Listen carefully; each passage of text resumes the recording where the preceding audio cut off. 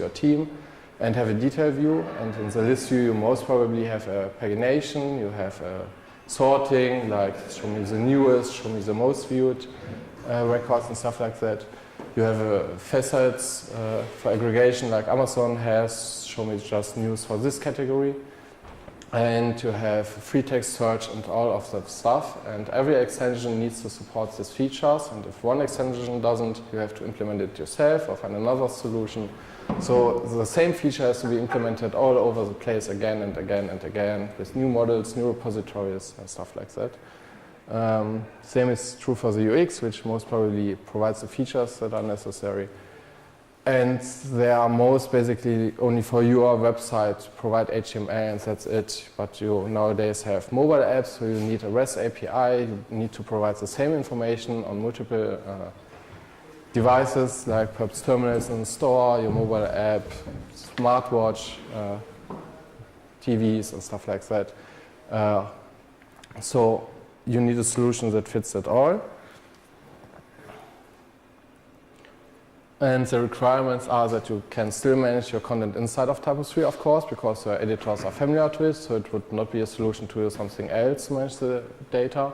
Output formats should be supported, like HTML, of course, for your website, but also JSON, XML, CSV, stuff like that for exports for your end devices and stuff like that. The output list, as mentioned before, paging, filtering, searching, and the detail view, of course.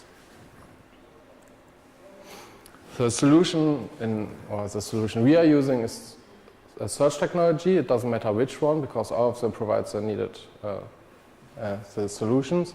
It can be Solr, which DKD provides an extension for, which is pretty awesome. Could be Elasticsearch, Algolia, FactFinder, and anything else. Because all of them provides a way to filter, to build facets, to provide sorting, free text search, and most of the big sites anyway has one of them into, because you need a search for your large website. So it's already there, but you still don't use it, and still use extensions to provide the same features again and again, and get into trouble during the updates. So the benefits are that you only implement the features once inside your integration with Solr or Elasticsearch or whatever, and everyone can reuse it for every single type of record in every installation. And you move the back-end development into configuration for the integrators. Most agencies have problems finding developers that know TYPO3, XBase, and know how to implement a repository, the controller, and all these parts. But integrators don't need to know that much. They just need to know, okay, that's TypoScript, and here's the reference of the Solr extension, and how can I configure it to make me a facet, and the rest is fluid. So I personally find it pretty awesome. Still, we need to know how we can do it, and that will be shown hands-on. I will show some examples beforehand, so you get a picture of it. That's the typical news stuff. You have the sorting, you have the years to select, you have a free text search, you have pagination, and of course your news with a detail view, which you can open. And all of that is not takes news, it's plain TYPO3, custom page type, which I will show later on, fluid and Solr extension, but as pointed out before, it can be Elasticsearch and everything else, because it's not about the technology, but about the concept behind it. And same is true for the projects, for the references of this company. It's also just Fluid and Solr. And same is true for... yeah, I didn't start Elasticsearch before, but I started and didn't reload. And same is true for the first website we made our own, which is just a basic database of therapists in Germany with filtering and free text search. And we even built landing pages just with Elasticsearch, so you can type in city Berlin, and real URL will trigger our plugin, fire up a search, and we will display the search results. And all we have to do is just making configuration for real URL for the routing at the moment. I hope in future it will be easier with TYPO3 Core. Integrate our plugin and just configuration that it should map Berlin to the city field, and that's it. And we can reuse the same thing for the normal search page and have... Berlin is pretty sick actually when having 75 psychotherapists. And yeah, all of the stuff that you can imagine. For Elasticsearch, our own implementation, we support not all features yet, but DKD's Solar extension is pretty awesome, has nearly every feature you need. And so how do we get there? By the way, if you have any questions or don't understand anything, just raise your hand and I will, yeah. Okay. You're talking about the Solar extension using Fluid, is that new? Because last time I used Solar. No, there was an extension for Solar Fluid, which was released, I think, 2 years back. It was with an early access, so you have to sponsor DKD for the development and could get early access. But I think it's open now. I think it's public, yeah. Yeah, so you can install it, and in the future it should remove the old marker-based templates, but at the meantime you can stick to your old Solar extension with marker-based templates, and if you decide to use Fluid, you can add the Solar Fluid extension, but in the future the marker-based templates will just disappear and Solar Fluid will be merged into it. So yeah, it wasn't an option for us to use marker-based templates. Nowadays it's just, yeah, not that helpful. And yeah. Any further questions so far? Okay. So that's a Fluid template we are using for our detail view. As you can see, TYPO3 detail, and it's reside in our resource private templates content standard front-end user. The path already indicates it's a content type.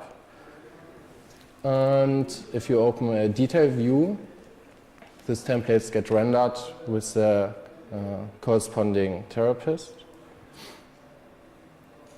Pretty slow. And all the information that you need. So in TYPO3 nowadays we have all the necessary features. We have Fluid, of course, for an easier rendering than with marker-based. And we have data processors to prepare the data for our template. And we have still TypoScript to fetch our data from the database. So our TypoScript for that, looks like that. Most people don't know, I think, or who here does know how TT content gets rendered through TypoScript? Yeah, of course you know and you know. Okay. So in TypoScript you have the top level domain where TT content entry is defined, which defines the rendering for every record inside of the table TT content. And you can do the same for any other table inside of TYPO3, because whenever you use the content object type in TypoScript of type content, TYPO3 will fetch the data from the database and take a look whether a content rendering for this table is defined at the top level. That's how TT content is rendered. And the same can be done for FA users, for TX news, for TT address, for anything else. So you can define how TYPO3 should render your records from the database inside of TypoScript. And of course, with Fluid-styled content, I can reference a lib content element to get already the pre-configured configuration to render it with Fluid. And all I have to do is just to put in the template name to use, because lib content element typically is already in the installation configured where to look up the templates, which is in our case the path in our site package, cdx site, and then resources private templates content, and we have there the front-end user. But you don't follow the convention here to have your content elements in templates content elements? Is it a convention? What? Is it? Yeah, it's not a content element, it's some content. Okay. But it's not a content element, it's a different content type. That's why I'm asking, you have now content standard, and I would expect something like records or okay. reasons. So why did you choose content? Yeah, it's naming things, one of the big issues in our business. Yeah.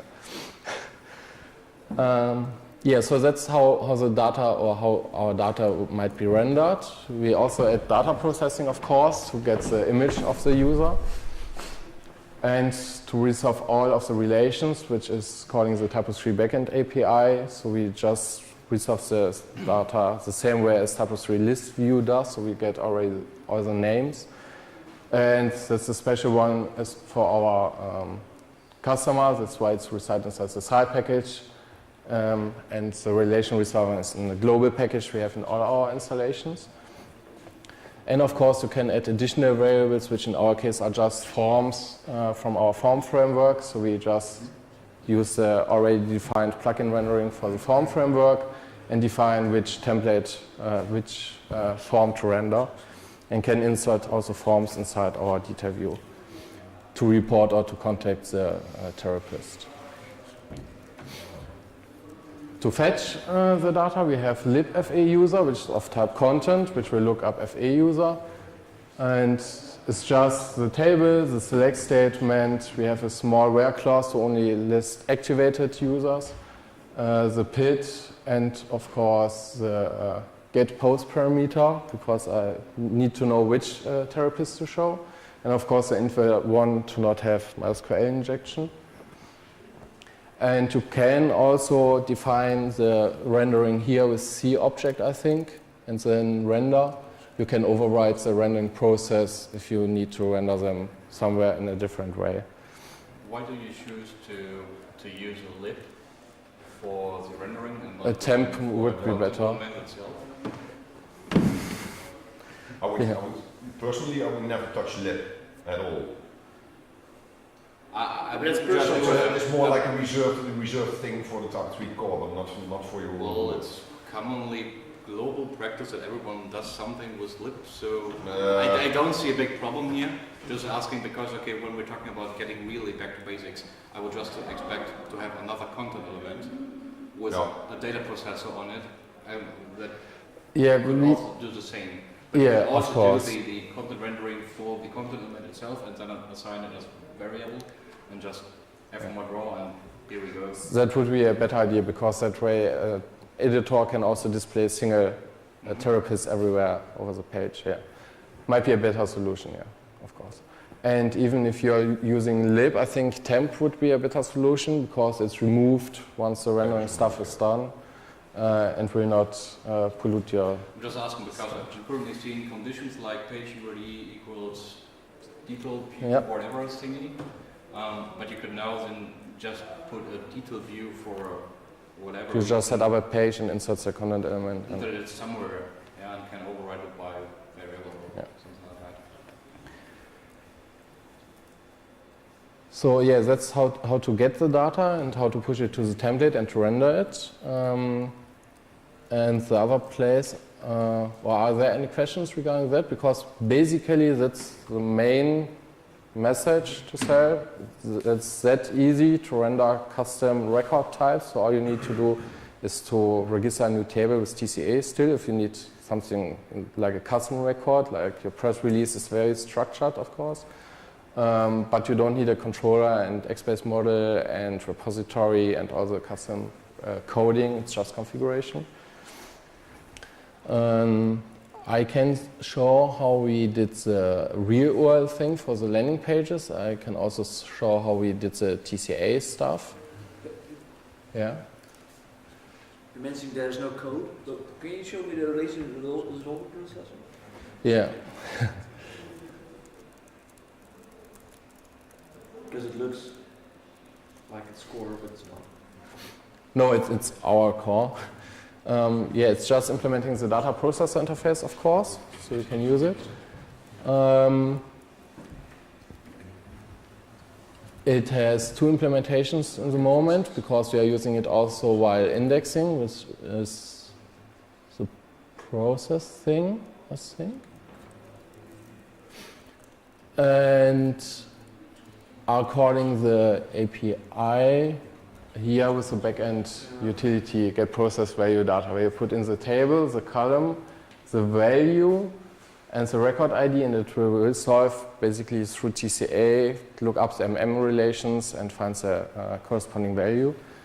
And it's basically exactly what you have inside of the backend in the list view, where you get also all the relations resolved. So basically it's really just this one. We have 2 or 3 conditions around it to prevent calling if it's not helpful. Why don't you use the database processor that's provided by Core? The database processor doesn't resolve relations, Yes, as far as I know. It does. Yes? Yeah. Okay, then that's just our fault, and we remove our own code, of course. Well, And I can show implementations. The Bootstrap package is heavily using that for carousels and whatever. I'm just asking why.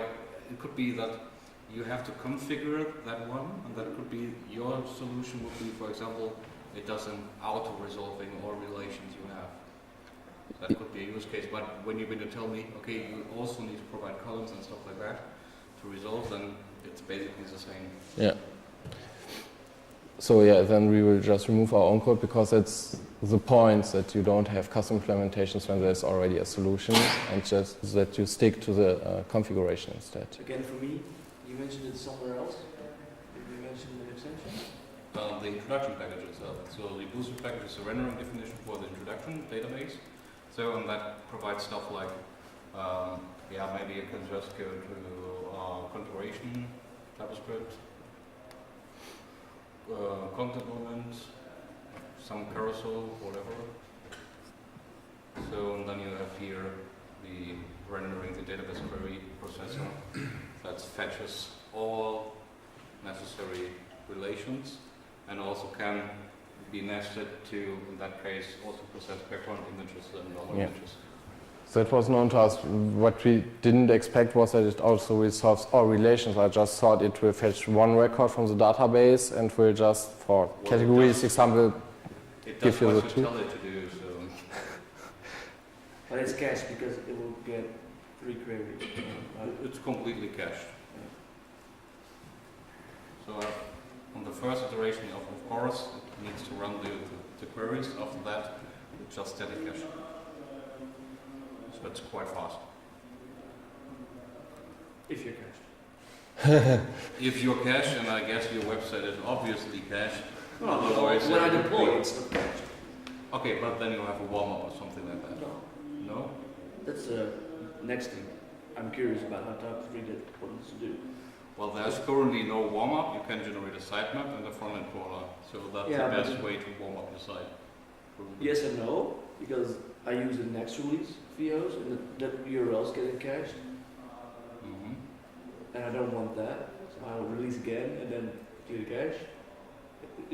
There are some, I think, it sounds great what you're saying, but I'm having problems with that kind of Okay, maybe we- implementation. It's good because that's why Maybe we should talk about that in the deployment session. So, first fronts, I guess, will show some stuff. We can talk about that stuff there in detail. Not to propagate No. too much. Sorry. No, everything's fine. So, yeah, thanks. That's why we give talks, so everyone can learn. Yeah, so that's how the stuff works in the front end. For the TCA, of course, we need to adjust it a little bit, which then TCA overrides and then the table name. We always, or most of the time, use closure, so we don't put out the global namespace and can define further variables to shorten the code and make it more readable, like the language path. And then we use the merge recursive with overrule, so we can just write one TCA array and don't have every time new path before. And where you can also unset informations. And yeah, can override and corresponding fields to be configured different. So it's basically for adjustment of the provided records. So that editors on the back end have the right labels, have a different processing, can insert a link in the www field instead of having to type everything yourself. So do you generate a new type for that? Uh, or do you have not a yet. global model? Not in this case we use a global model, but it depends on what you are using, of course.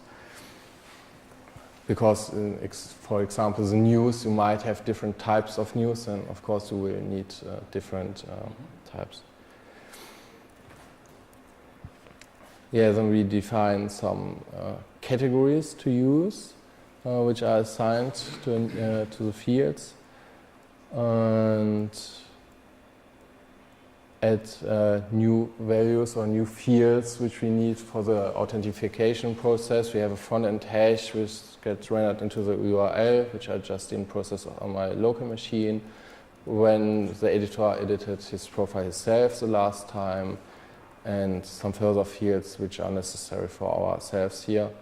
Whenever possible, we try to reuse existing fields, of course, when it makes sense, which means the MySQL field data type is, of course, the same. I can't store a string in an int field, of course, and it's, in our opinion, it's not safe to change the type of the MySQL field. And it still has to make sense for a human, because it's really disturbing if you save a name in the new until field of the page type, for example. So we try to stick to them, but if you need a completely new or different field, like a new file upload, of course you have to add another field for that. So yeah. We try to structure the TCA as much as possible. So we first add the fields and then define another area how to add the fields with before and after and stuff like that. So we can separate it and have small parts of code which are understandable, and try to make the logic as less as possible with iterating and calling the function and having only one array with the configuration to try again to keep the code small and the configuration big. And yeah, for the news, of course, we use a new page type, which I can't show yet, except if one tells me that I can show. But it's really pretty documented. So if you hit over to TYPO3 docs, to the core API. But it should be basically the same like the block extension from the TYPO3. Yes, they do exactly the same. They do exactly the Yeah. same. So everyone can check it out. I think it's on bitbucket-typo3.com, if I remember correctly. Block, yeah, where the block extension is, so everyone can take a look how they do, and I can show it there. All you have to do is to define the new page type, which has to be done at the xtables PHP at the moment, because inside of the TCA overrides it's too late and will not get taken into account. You have the global array pages types and can define the new value, the doc type, which is in the drop-down of the backend, which in this case is the constant of a class, which we are doing the same way. And then you can define multiple values. Type wrap is, as far as I know, not used anywhere at the moment, but allow tables defines exactly which records are allowed to be stored on the page. So for example, we don't use a star. We say it's only TT contents just for reference and stuff like that. So we prevent the user from creating news below news. He can only create a news and can create content and file relations on site on the news, and can't create sysfolders beneath the news and stuff like that. And of course, you can change the icon for that. Afterwards, you have to add the new custom, or you don't have to, but it makes sense to add the custom type to the page TS, to the page tree, so everyone can drag and drop it from the wizard into the page tree and don't have to go to the list view to create a page beneath. And of course, the TCA for the whole thing.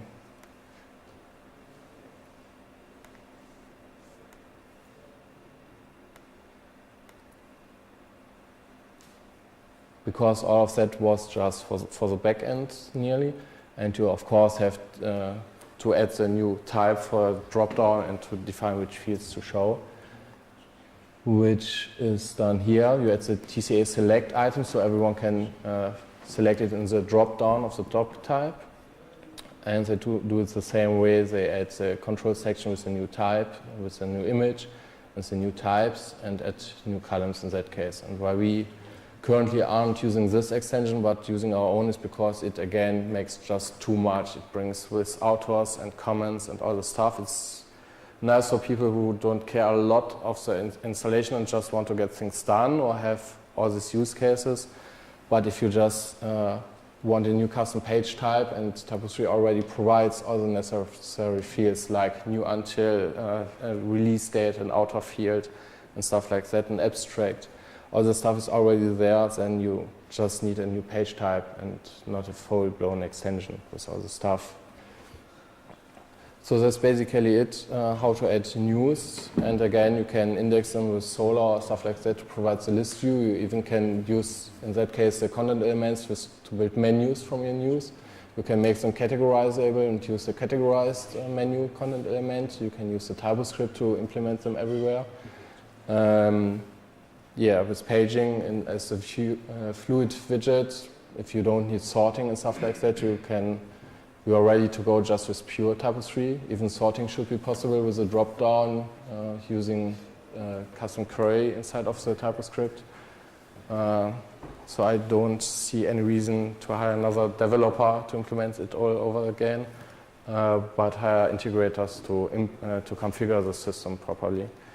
And all the time you save with bug fixing, feature implementation and stuff like that can be done for the backend configuration for the editors. So you don't get the message, oh, TYPO3 is so complicated, all the fields I see, just hide the fields they don't need, change the labels for the fields where it makes sense, and configure the backend properly for your editors. So that it makes fun again for them to work with TYPO3, because not everyone is working all day with TYPO3 and knows exactly which fields are necessary and which are not.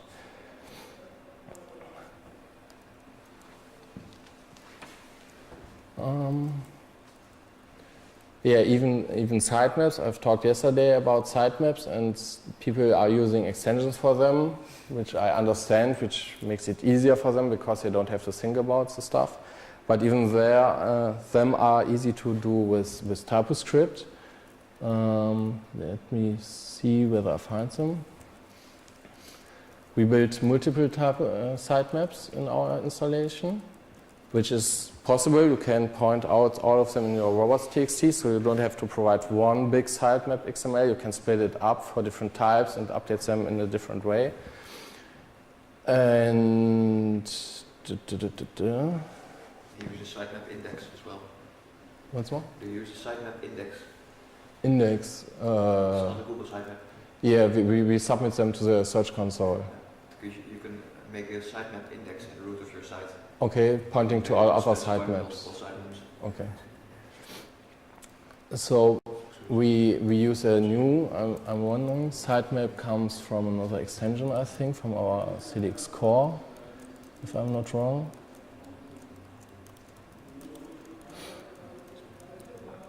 Because it's the same thing all over the place again.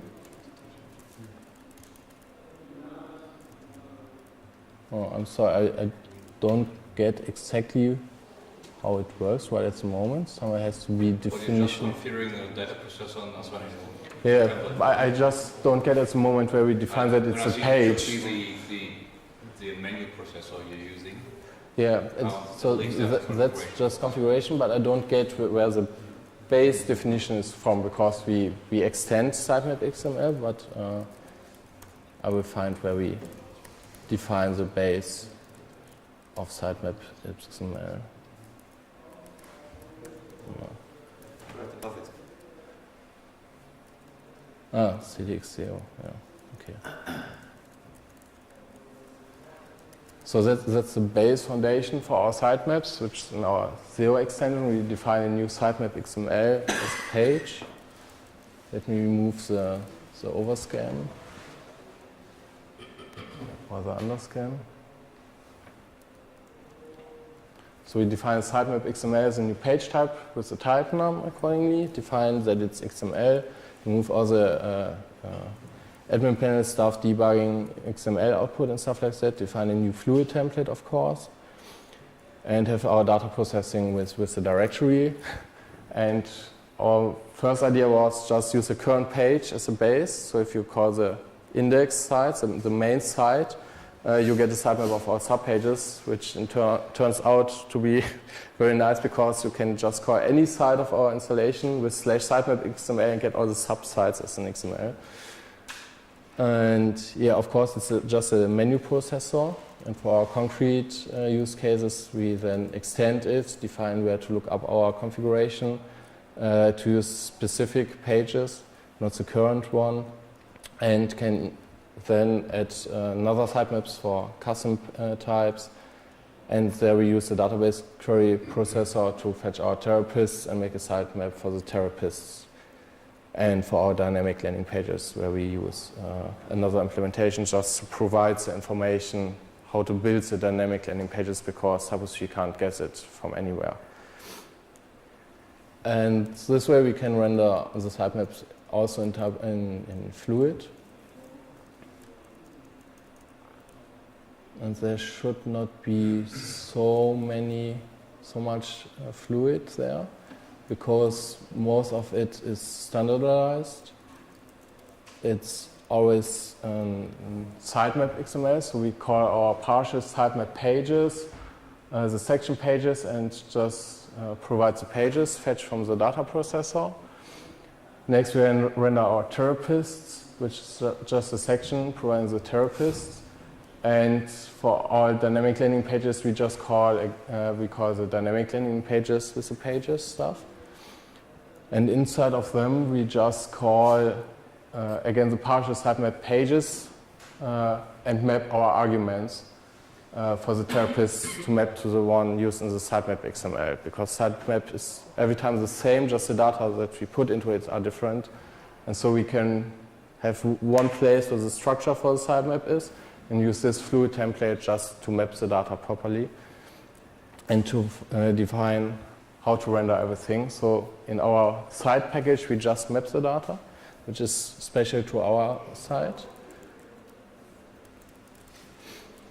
And in our CDX0 extension, we have pages, which basically just iterates over the pages and checks whether there are children and calls itself recursively, and render then page met with the information. And the real sitemap is just this part of line where URL, location, last month, change frequency is. And adding another information to the sitemap is just one place and perhaps maps the data again. And yeah, so we try also in Fluid to work like a programmer, to don't repeat yourself, and use the entrance like a controller to say what should be rendered, which sections should be rendered, with which data should be rendered, and use partials and sections to have a single place to define the render. Why do you use the FURI view helper? The FURI? Yes. What should we use instead? The links that's already provided by the menu processor. Oh, okay. I'm asking for a reason. The problem is, TYPO3 has programs generating links properly. The fun fact is, the only place where links are getting really properly rendered is in the H menu. Because the H menu also resolves shortcuts and mount points and all that stuff correctly. That's the only place in the core that does it properly. If you link to a page that is a shortcut with a FURI page, you get the generated link for the shortcut page and get then redirected when you click the link to the other page. While the F menu processor itself, or already the H menu, already generates you the link to the page where you would have been redirected to. So if you can use it, and I guess the case is the absolute link rendering here. Of course, for the sitemap. Yeah. If you can do it, please don't just use the link that's already in the data. Yeah, but this solution might not work for this case because it might result in duplicate links. No, when your sitemap is generated and first the default page will be rendered and later the partial hits the short link, it resolves the original URL. Well, what you could do is just exclude shortcuts from the URL. No, you don't always want that, because it can be apparent.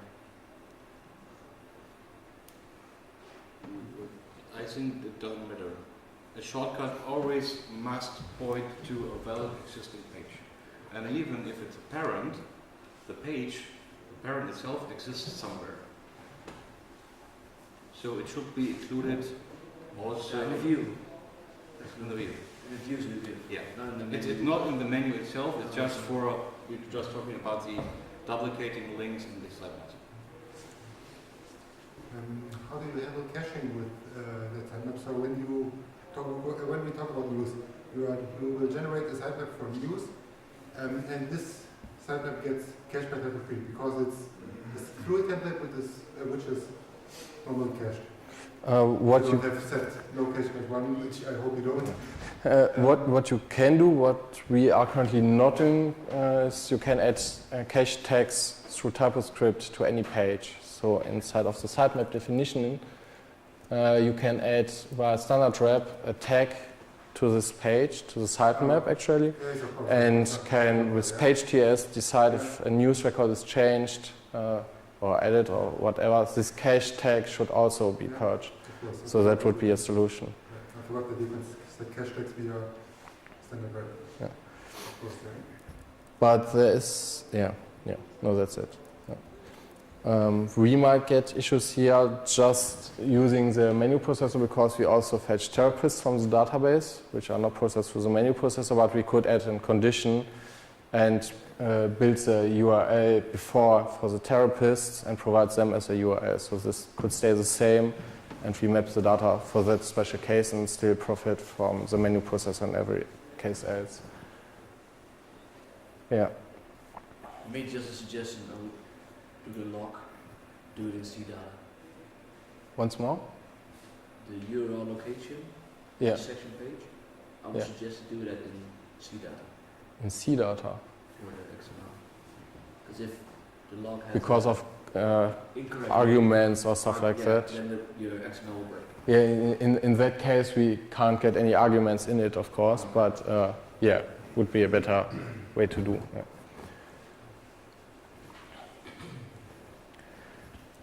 The last thing I can show is a real URL configuration for that.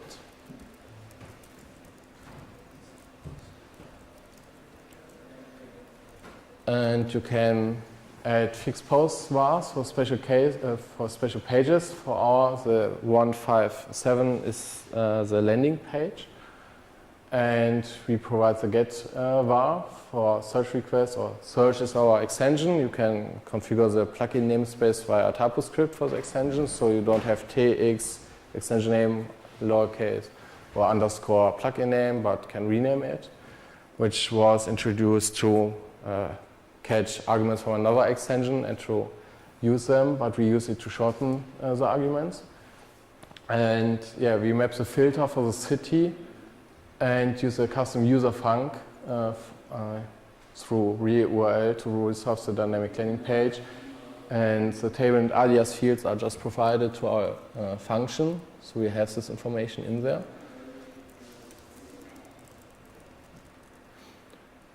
And what real URL does, it calls the same method for decoding and encoding and just provides a different parent object, which both implements the encode decoder base, but are then actually an URL decoder or URL encoder, so we check that and just call the corresponding method in our own class. So everyone can see when decoding or encoding does not work, they can directly look into that method. And encoding is not that much special. It's a bit hard-coded. We just replace some special chars. And decoding is we check for the configuration. If it's not there, we throw an exception. And otherwise, we fetch the information from the database. If we don't find anything, and we are using the false, not the count, we raise the page not found exception, so anyone will get a 404 page. As configured in our TYPO3 already, and else we will do the string replace stuff again to replace the minus through space to fetch the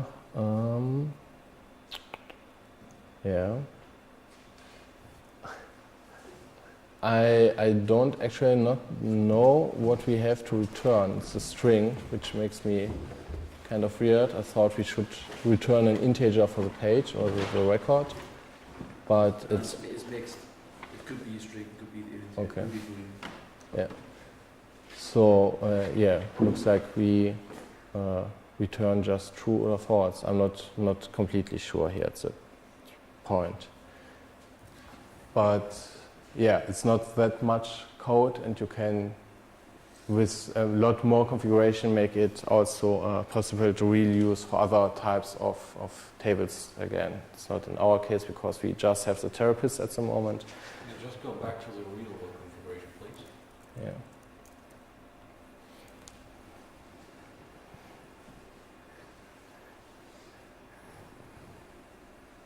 I'm not really getting why you need to provide a custom viewer function. Now I get why we return a string, of course.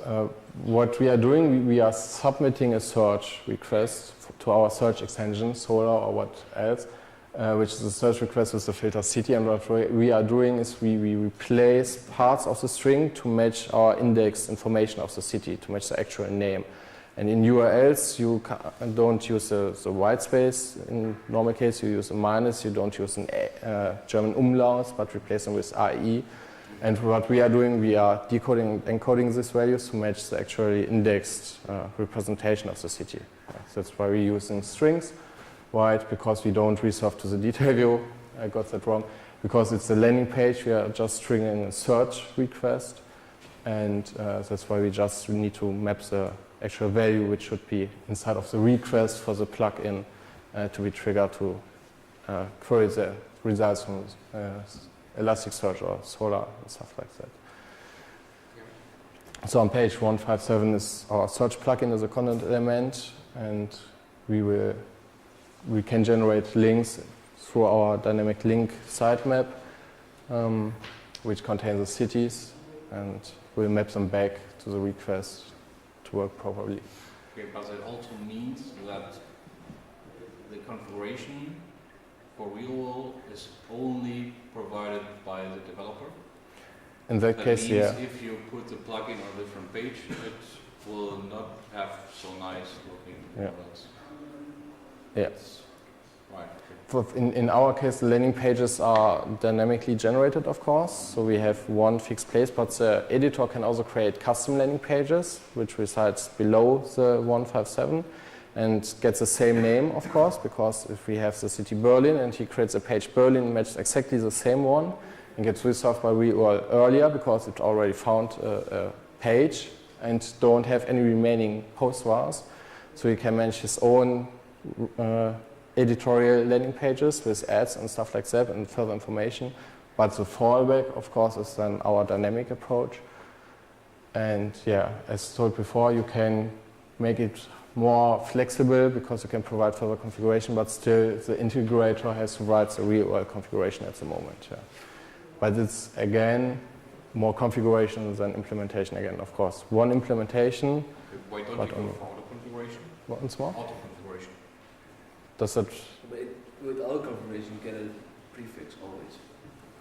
No, I mean what you can do. What we're now doing is here is like generating a real configuration that gets loaded into real world. What you can also do is let the real world configuration just do a simple query to get these fixed post IDs, for example, on a database request. So it's really small because you just check for, okay, give me all content elements of type something something. That's the pages you're generating, and that is a real world generation, real world fixed post ID you're inserting into.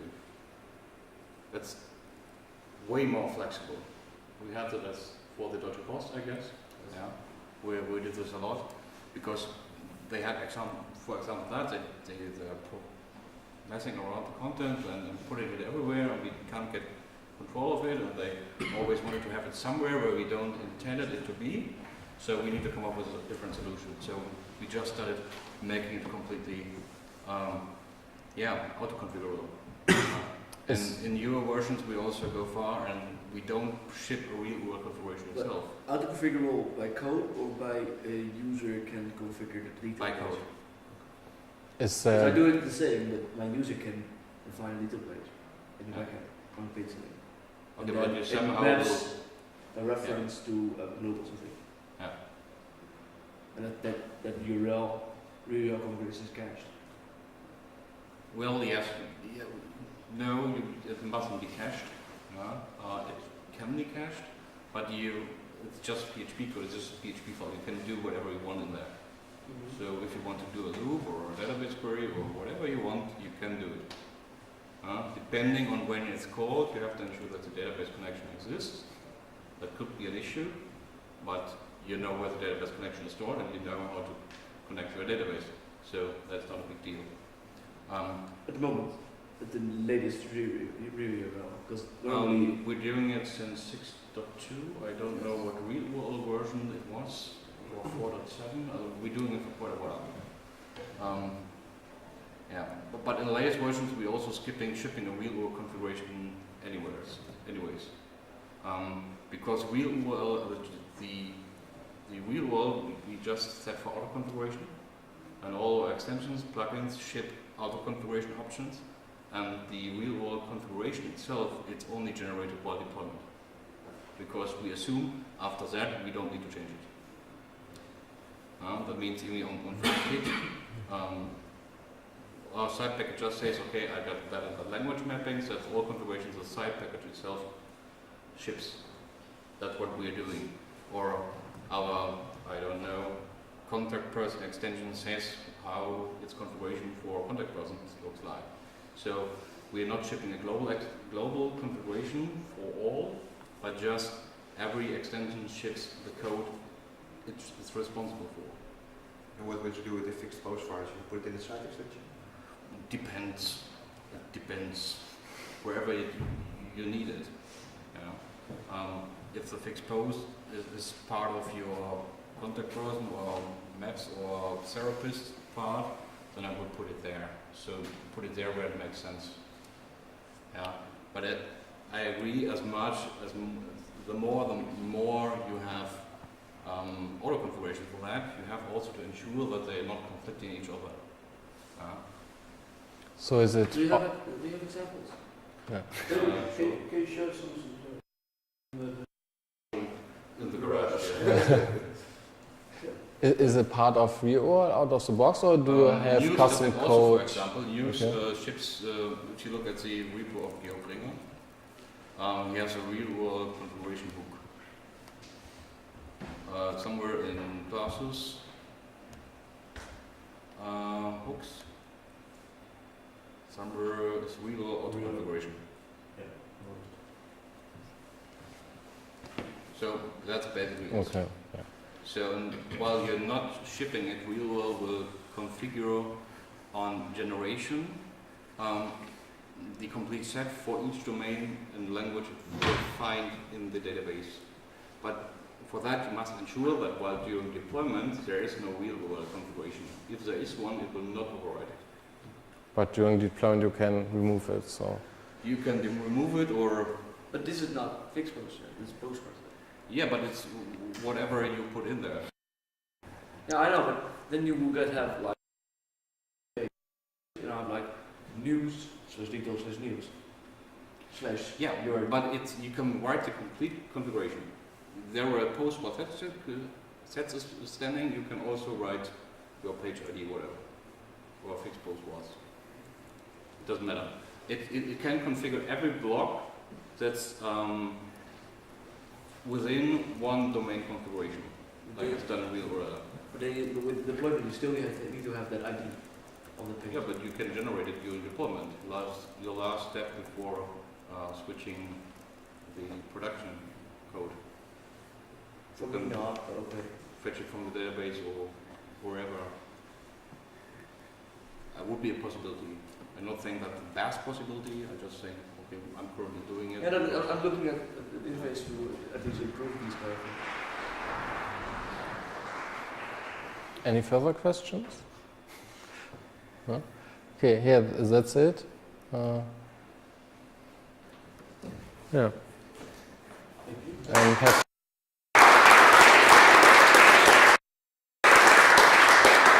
I'm really sorry, Daniel. no, that's what we are here for.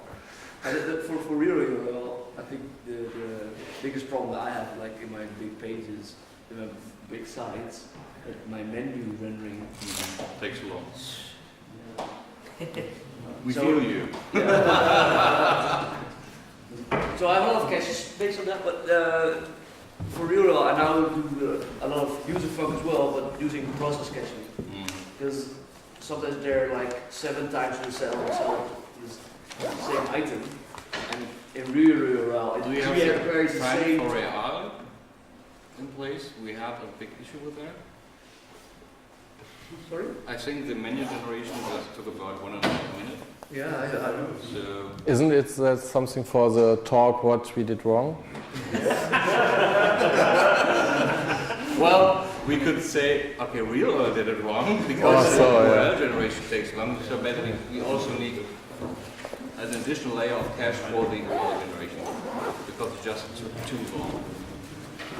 So clean the URL cache mainly ends in the instance exploded.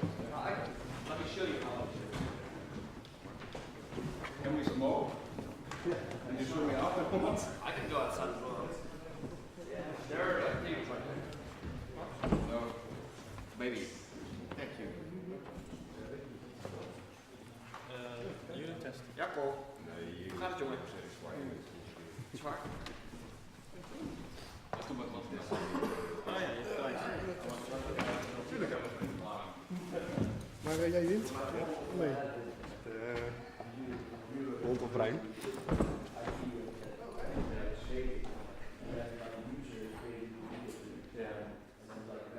And what I'm also not happy with is that you have to configure the Python script and new HTTP code and that you mix up the page ID because if you're a new one, you have to remember to place it at Yeah, and that's why I wanted to make sure my user can do it.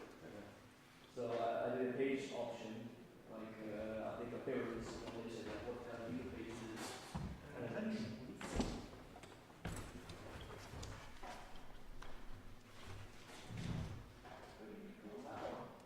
Yeah, right. Actually, yes, it's right.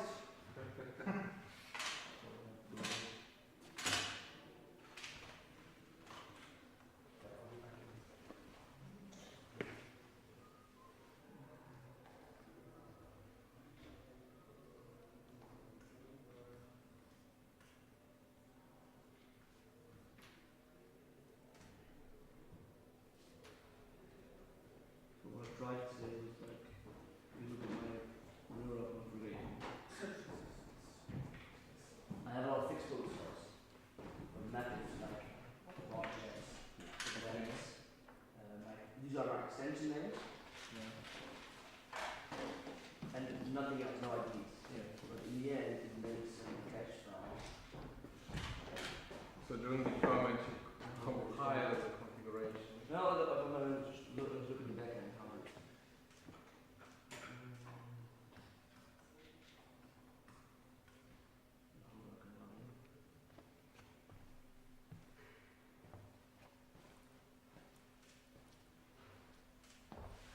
And what my problem was that during the week they can add more centers, pages, and they have to make sure. So you're using a hook to, or you have something to clear the cache. Yeah, so when they, I have in the data handler when they change the appearance, that this list is automatically generated Ah, okay. based From on the configuration. the keys of bigs, and if they select another one, on save, it creates a new file, Okay. cache file.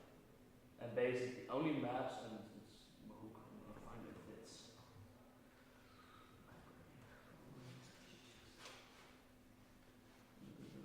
This is a big, stupid thing. Needs to be refactored, but okay.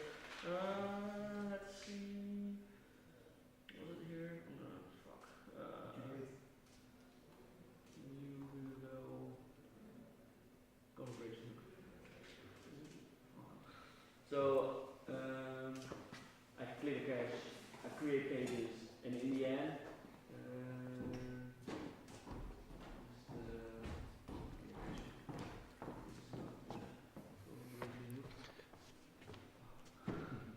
but in the end, what it creates, Oh, that's the same. in the end, what it creates is like these. Yeah, of course. It replaces the Extract keys. keys. That you can make references. Ah, okay, that's even nicer, yeah. And that's when I noticed that to make a reference, because Venlo doesn't use the keys if it's not an integer. Ah, okay.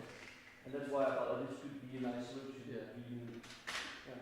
But the problem I had, and that's probably the other guy as well, is you need to cache it. Since the new mural, the configuration loading is a bit better. So that's why I mentioned maybe the new version. Yeah. I can share the code if you want. No, once you get the idea, it's not so much effort. But, of course, if you publish it on GitHub as a gist or something like that, anyone can profit, not only me. Or write a small blog post. Yeah, that's what I had in mind as well. Because this is the problem I think people have, but I still have to check on how TYPO3 will use that routing. It will be obsolete. Yeah. With the new routing. But In the meantime, people can use it, yeah, true.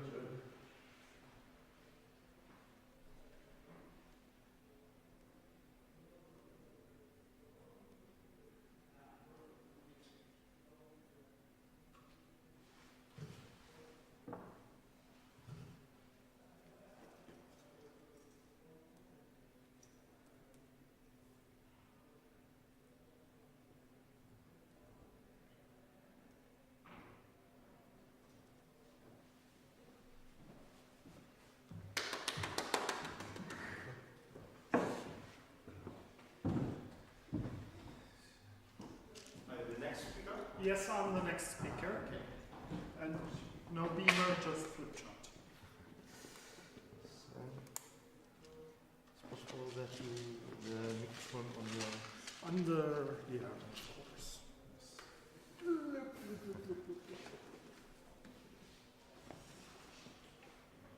Yes. Thanks.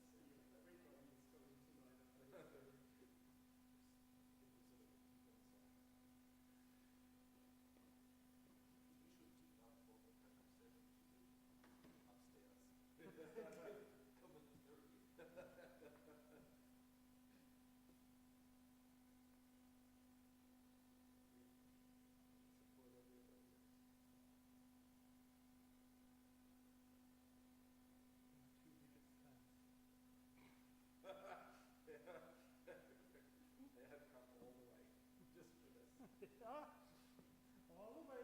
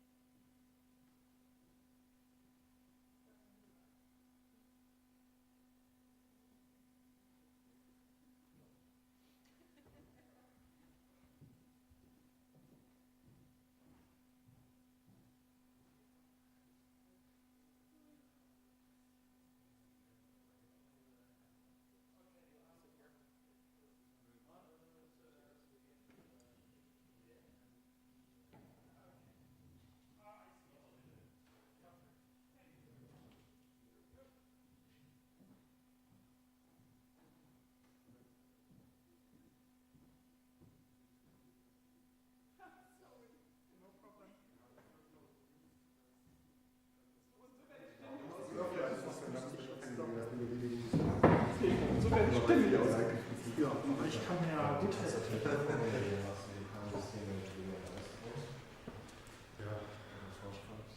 Und du dir auch.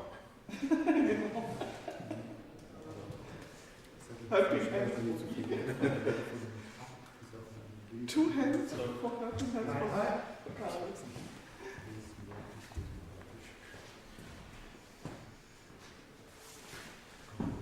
We're gonna wait some 5 more minutes before start.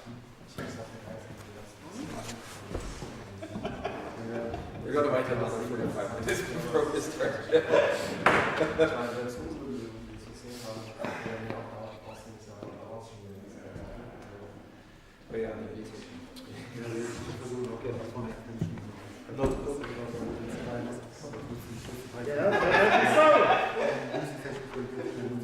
There will be a written exercise afterwards.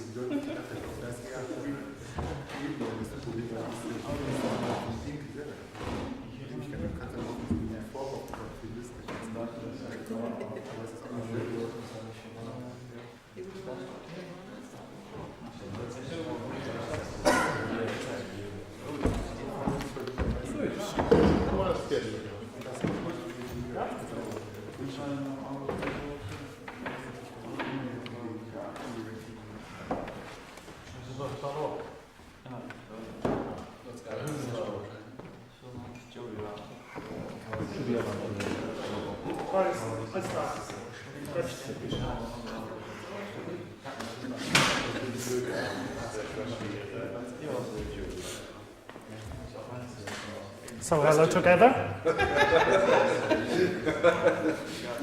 May I introduce you the most naughtiest listener to the session?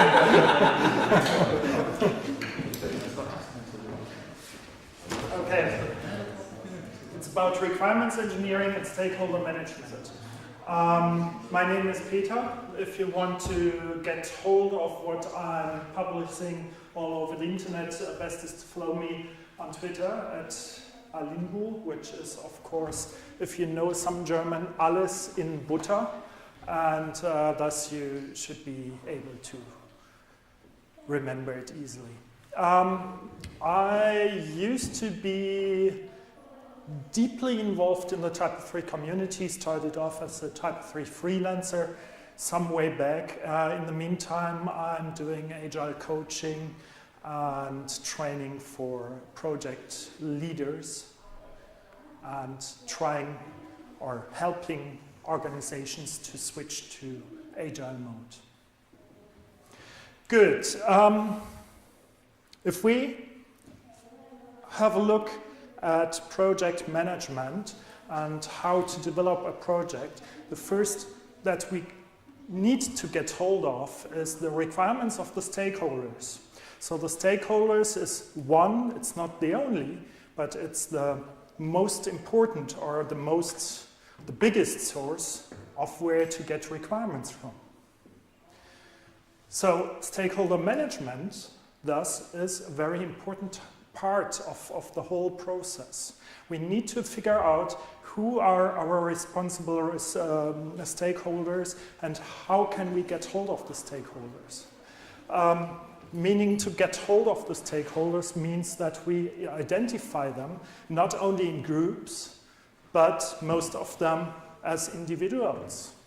Like if we have a project documentation, and we should have one, so might be that somebody is getting ill and thus is not there in the office anymore.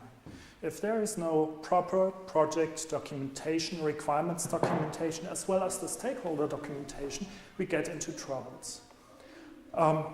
So first hint to you is to have stakeholders documented in your project documentation with names, with contact address, telephone number, and time availability, like when are the stakeholders planning to be on holidays during their time of the project. Also, it's important to figure out which stakeholders are responsible for which parts. And it's important to figure out how to deal with different stakeholders. I mean, we should strive for a lot of stakeholders. Never be happy with one stakeholder from one part of your customer organization telling you all about this special part. Why is that? Now,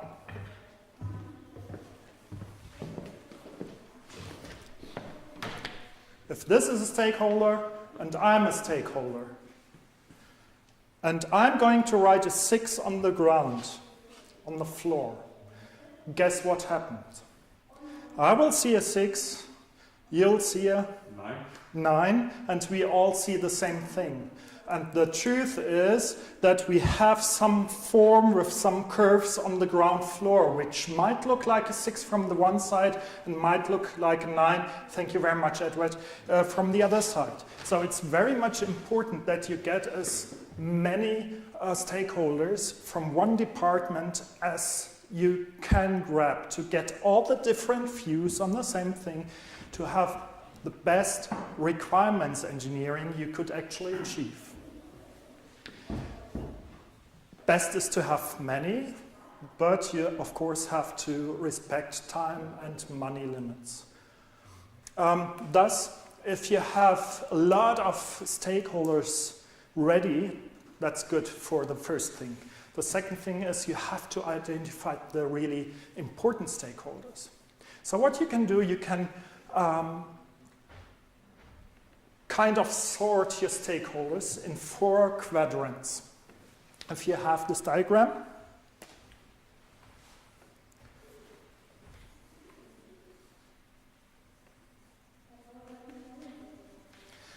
and here you have influence. Stakeholders which have pretty much no influence, up to stakeholders having a very high influence on your project.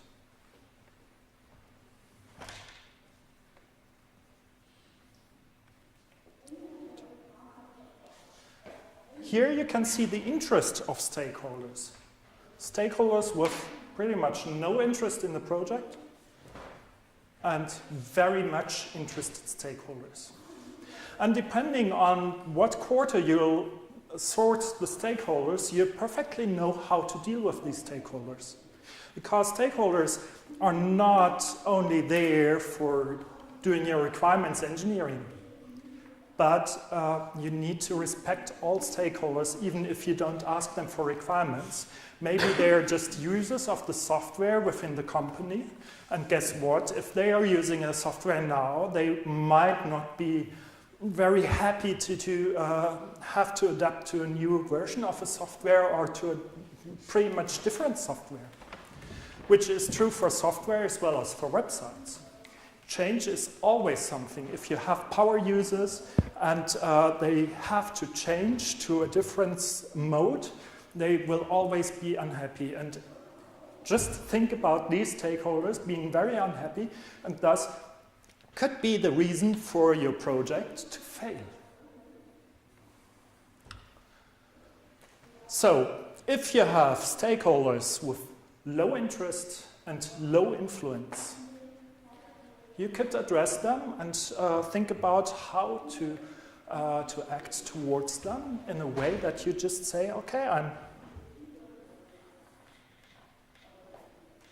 observing these. Just feel the mood, see what they are doing, what they're thinking, that's enough. They are not highly interested, as well as they don't have too much influence. There is no need to spend too much time and resources on them. Different with stakeholders to your project who have low influence but still a very high interest in it. These are typical the group of people who are coming up with shitstorms. To prevent these shitstorms, usually shitstorms are based on low information. They don't have too much information, they feel disconnected from the whole project, involvement, and because they misunderstand what's going on, there's going to be a shitstorm.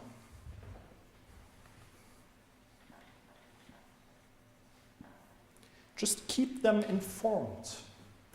That's fine enough. I mean, you could go there, do some questionnaires, interviews and stuff, but is there any sense? These do not have too much influence. Still, keep them informed.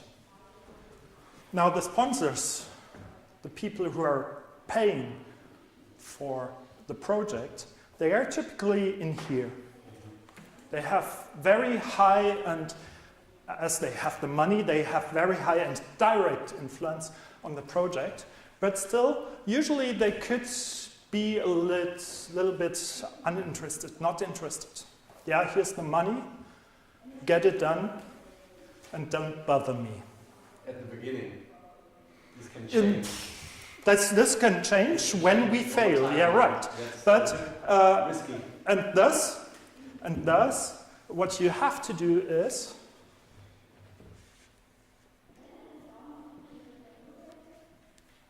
satisfy them.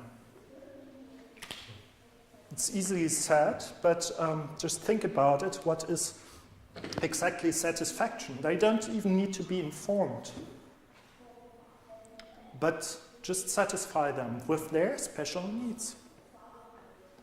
And usually these needs differ a little bit from the needs of the users, but take care of it, satisfy them. And now comes the most important group. High influence, high interest.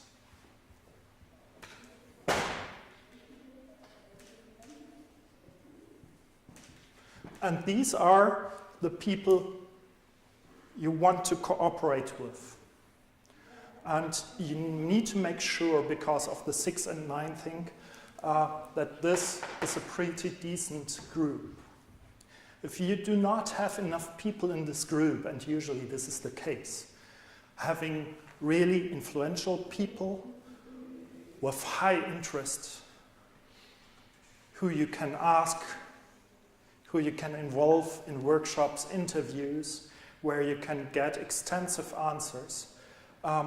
If you don't have enough from this group, guess where you can get some more? From which of these areas do you get more for this group? Where can you recruit more for this group? I think the left top. Left top, yeah. Because usually it's easier, it's not really easy, but it's easier to get influential stakeholders interested. And usually it's not that easy, if it is possible at all, to get interested stakeholders to a high degree of influence.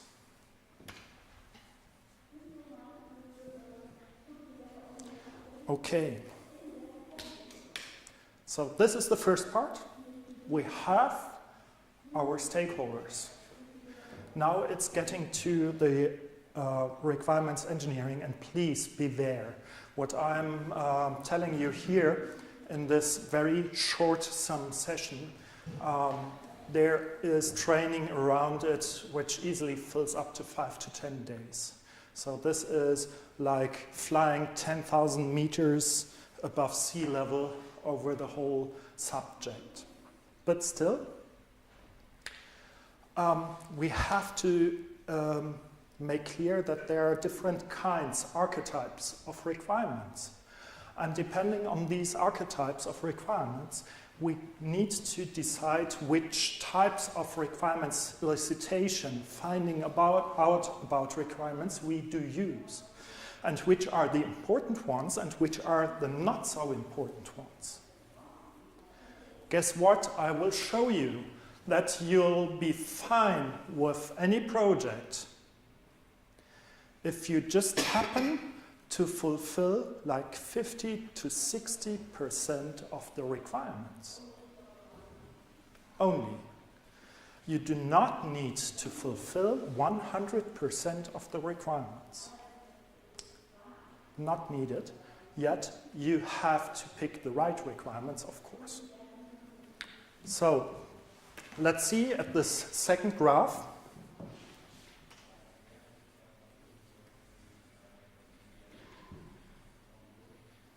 I guess I have one L too much. This shall read fulfillment. So on that side of the graph, we have 0 fulfillment.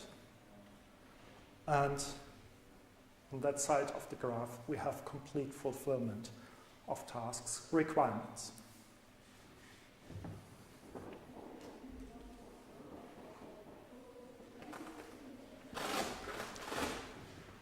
This here shows the customer satisfaction.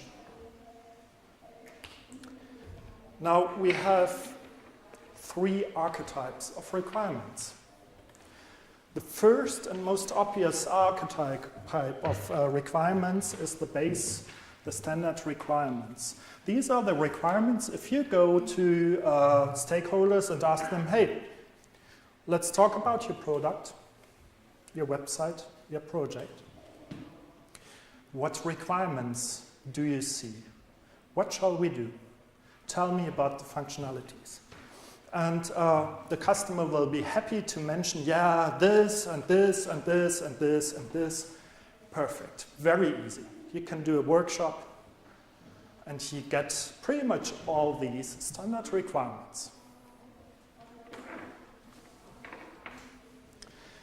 Now, if you have standard requirements and they are not fulfilled at all right at the start of the beginning, or like at the start of the project, what do you think the customer satisfaction would be if there is no fulfillment done, like here, or rather here? Yeah. Okay. If we fulfilled them all, where's customer happiness? Middle, like... No, usually they are a little bit more happy. Actually, if you're just focusing the standard requirements, you could see something like a linear evolvement of customer satisfaction.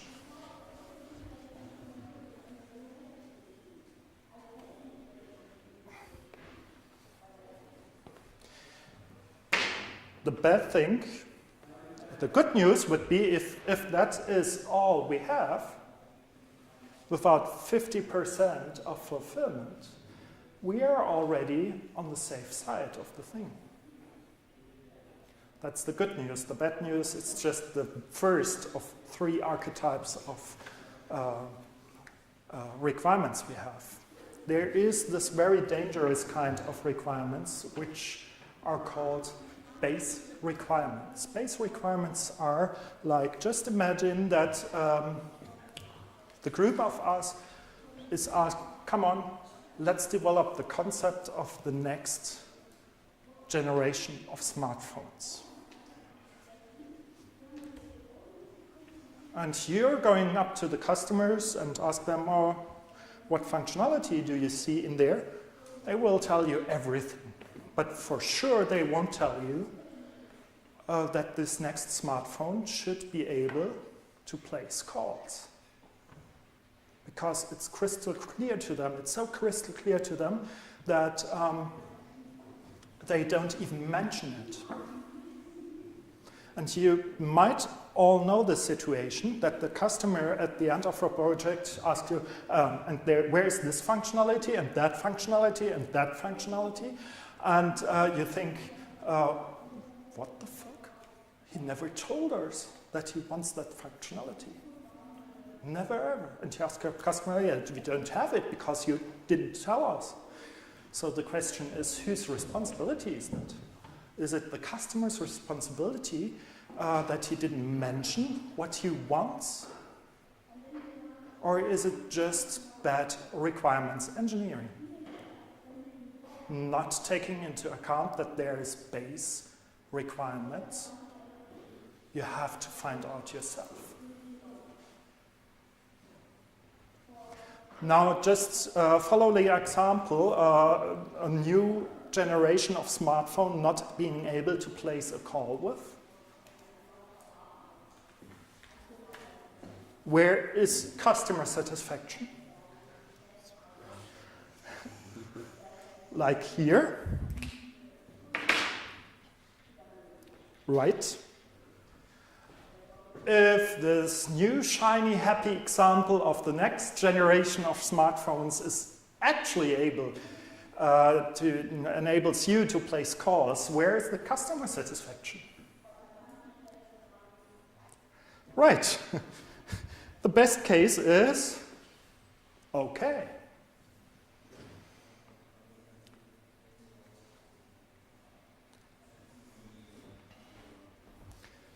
And if you see this evolution, you also can figure out that these are the most important requirements you have to find out. If you do not fulfill base requirements, to say it crystal clear, you're fucked up. You are not fucked up only, but you have fucked it up. Because it's your responsibility as a requirements engineer, product owner, or whatever to find out about these. Now I ask you, how can you find out about these base requirements when these are typically requirements your customer does not mention any ideas? Afterwards it's too late. Like then you're fucked up, sorry. Afterwards it's too late. Yeah. We want to be successful. So afterwards it's too late. A basic workshop, so where you get through every function website has and talk about it. Right. There's always iteration of the product or project from before. Look at the old website. Look at the old smartphone. Look at all the functionality it has. And now comes the secret. The standard requirements from the before website, the before version, have gotten the new base requirements of this iteration of the project. This is the first thing. Have a clear look of what's there right now. Even if you're up for digitalizing some processes, there is a version before, even not a software version, but the way they're doing it right now without software. Make sure that all functionality which has been there before are mentioned and written down in your requirements documentation. Of course, check with your stakeholders. Do you need these and these and these? Really? Are they in use? Maybe you have some analytics like Pivik or Google Analytics to see which parts of the old website are really used or not, but make sure you have them written down. There is a two-stage danger. The first stage is your customer, your stakeholders are not telling the requirements engineer, product owner, or whatever about these. The second stage of the danger is that you as a product owner might see, yeah, of course, smartphone, telephone functionality, I don't have to write it down for my developers. So there's the second stage. Write down everything, even if it's crystal clear to you, it might not be crystal clear to the development team. Now, there's a third archetype of requirements. And these are the requirements the customer doesn't even think of. Because you're the specialists, you know TYPO3, you know what CMS can actually provide to the customer value. And thus, these requirements, if they are not fulfilled, the customer wouldn't bother because he's not aware of them at all. But if you fulfill them, you really can gain some satisfaction points with your stakeholders. This model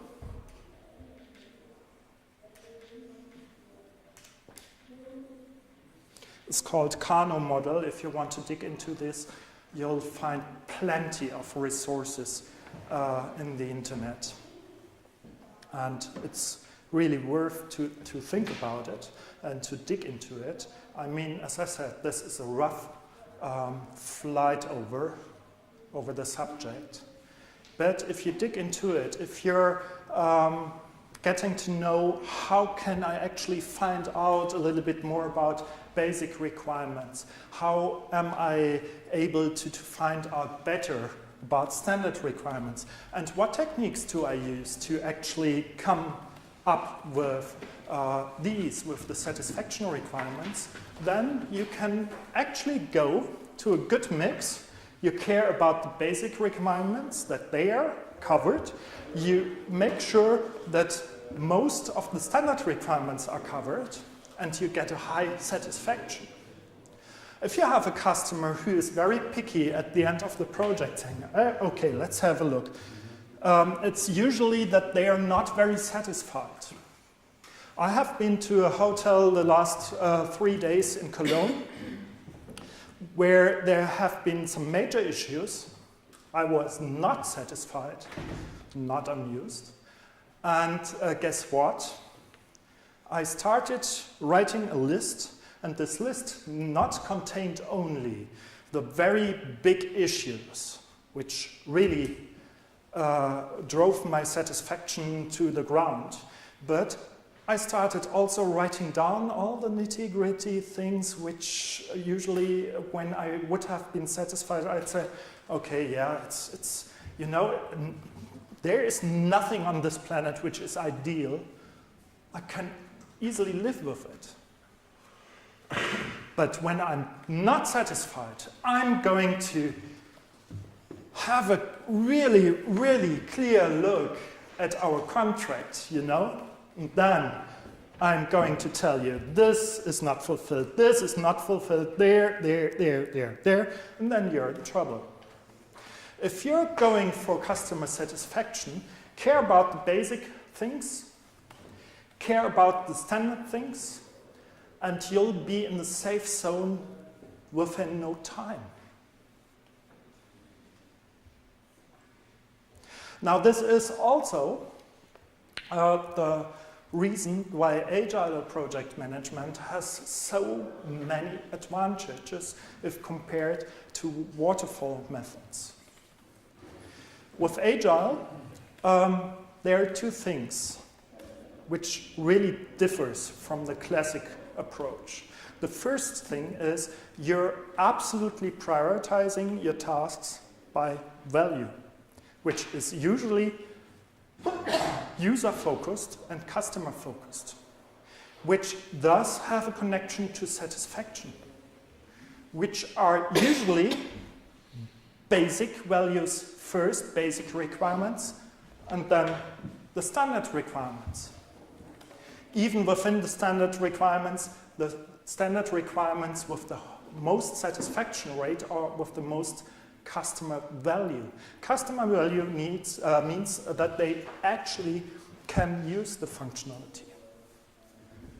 Now, if we have a look at a graph here,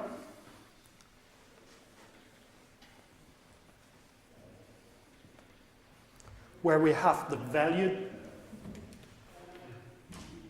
and we have the time, then this is where the deadline of the project is. And this is where the project is in a state that the customer says, yeah, okay, it's acceptable, I can live with it. It's not, it doesn't deliver everything I wanted to have and I dreamt of, but still I can live with it. Or if it's a website project, this is the state where the website actually could go live. MVP, minimal viable product. Now, if you have a look at non-agile project management, usually it's like this, that you have a whole list of all requirements for the product, not prioritized. I'm talking into extremes now. I hope if you do waterfall projects, you're also prioritizing these tasks, which is good to do at the beginning. I'm really trying or going into extremes here. Now, if you have waterfall, you have the analytics at the first stage, the requirements engineering and elicitation, and then you give it to an architect dealing about the architectural things of the software you're going for, and then it's going to be given to the development team, and they start developing. And they start developing in a way that if there's a search implemented, they care about the search, and they care about the search to the very, very nitty-gritty details. And they won't stop working at the search until it's finished with everything which is mentioned in the requirements documentation. Doesn't mean that this search is integrated in the whole system context or usable for a long time. People work on these things, they are not usable. People, like stakeholders, can't use them, can't have a look at them. So what happens is the actual value of the whole thing remains close to zero.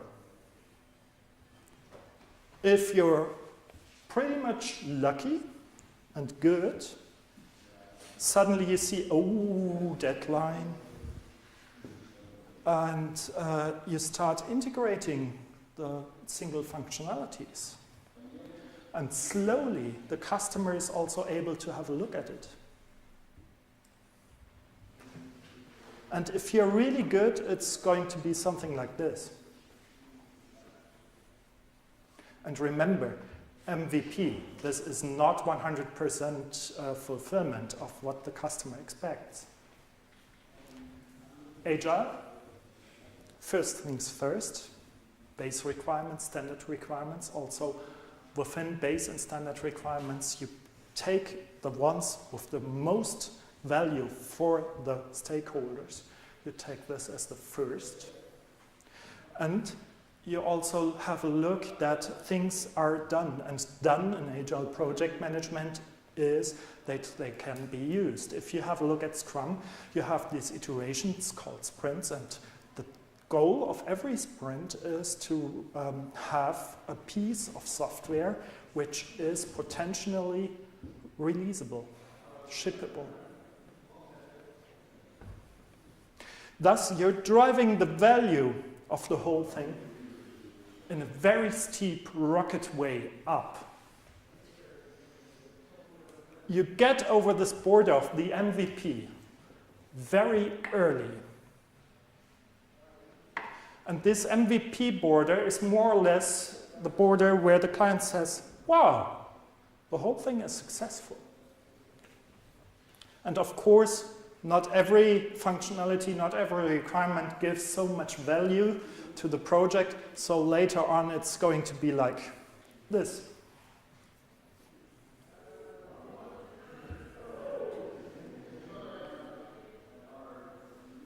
And still, if this is the customer value, this is not the percentage of fulfillment of the requirements we have. Like the 100% fulfillment might be like way up in the sky. It doesn't matter.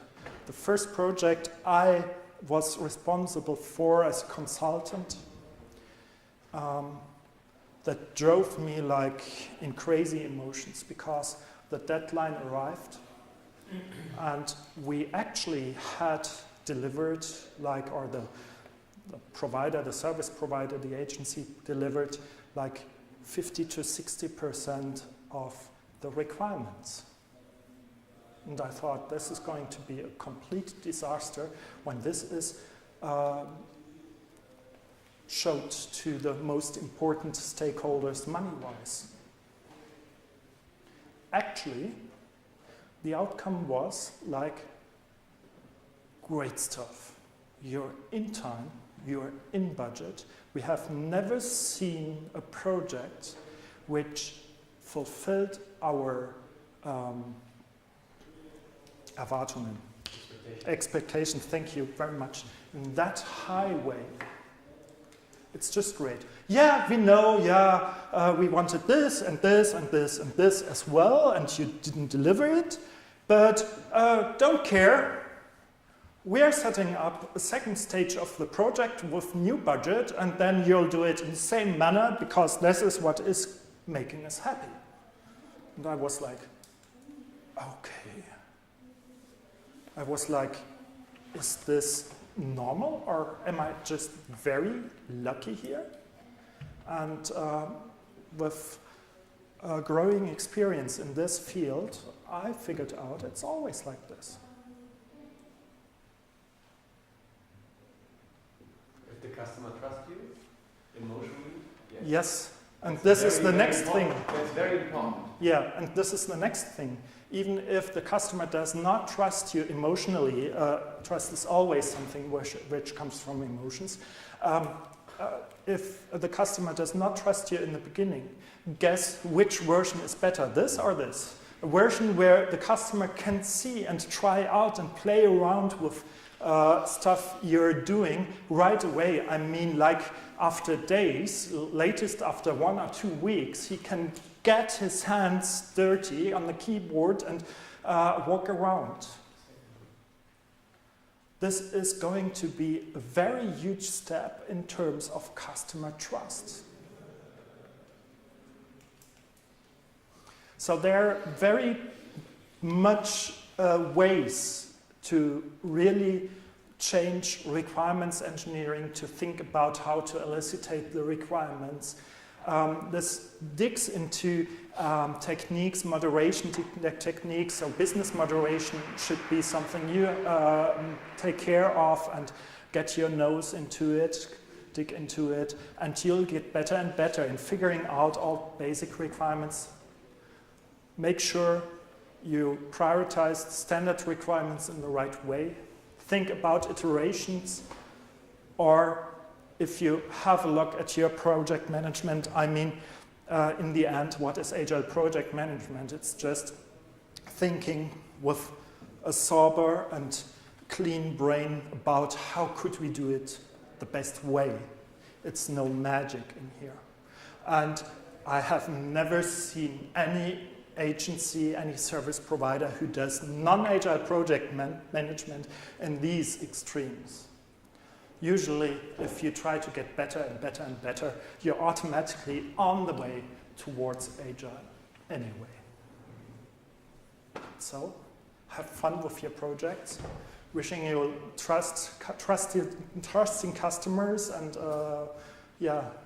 that you figure out all of the base requirements in your next project. Thank you very much.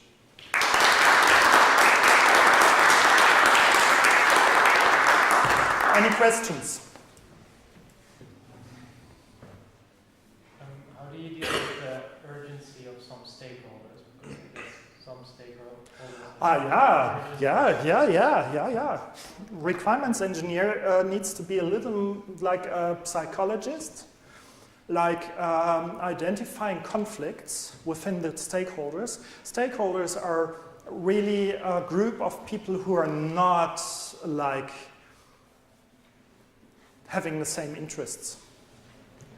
And thus, there are urgent matters, and there are even urgent matters only some of the stakeholders see and others of the stakeholders do not see it very urgent. If everybody would be clear about this is urgent, it's no problem. At least in the agile project management, it's not a problem. It's not the subject here, but in agile project management, a change in any time or in any way is not something which disturbs the whole thing. It's deeply integrated. So it's easy for you to actually change plans and deal about urgent things. But some customers might think it's urgent. Other customers might think, no, it's not. Some customers might think we need these functionalities and all of them. Some other of the stakeholders will tell, hey, first thing is, this is the budget, and we are not going to use more money than there is in that budget, and thus we have a conflict. So conflict resolution. Conflict first is a good thing, because if you see a conflict, this is a chance to get more information out as a requirements engineer. But the other thing is that you have to solve the conflict. If you do not solve the conflict, you will have unhappy, unsatisfied stakeholders in the end. If you are not going up to the stakeholders and with business moderation try to solve the conflict within the stakeholders, then the stakeholders are going to project their wishes, their expectations, their conflict on you. You have not a single chance to actually make it good for everybody. So in the end, you're taking the project to the fuck up session and tell about how you fucked up the project. As I said, easily 5 to 10 days, because it's by far not everything which is in the field of requirements engineering. And it's really good to dig into it and to see what facets of requirements engineering haven't we thought up to now at all, and could actually help us to have a way easier life and way more successful projects.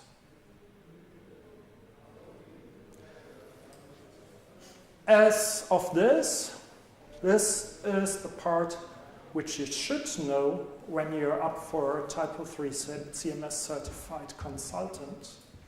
Requirements engineering, as of this, very basic, is part of the certification, will be part of the certification, like in the next 1 or 2 months. So for sure, if you're going to certification and want to pass the exam, you need to know about these things. As for your professional life, see it as inspiration to dig into it. If there's questions, if you want to know more, I'm around today. Thank you very much.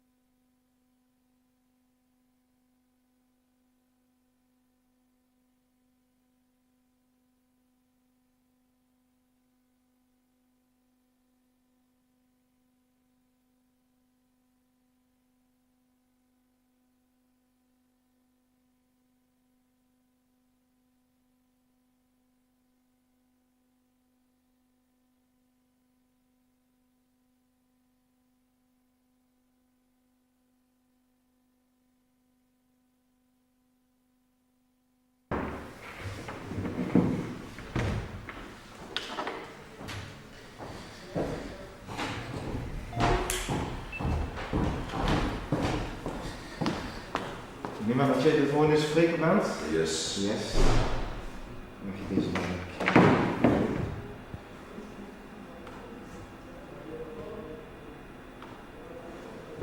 Mag je die onder de shirt? Ja, dat kan. Ja, dat zijn altijd van die dingen, hè. Kijk, misschien kunnen we die even hier of zo.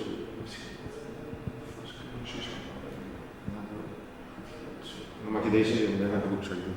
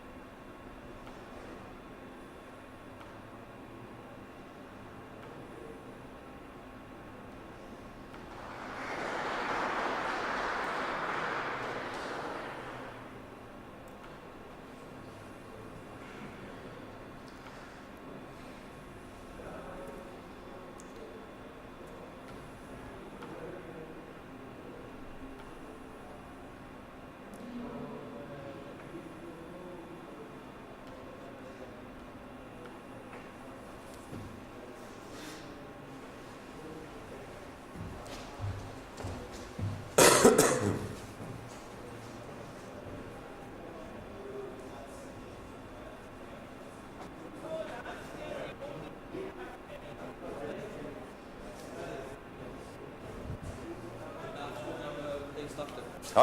Ik heb daar afgesproken dat ze meteen starten. Goed. Richard is daar al, dus... Oké.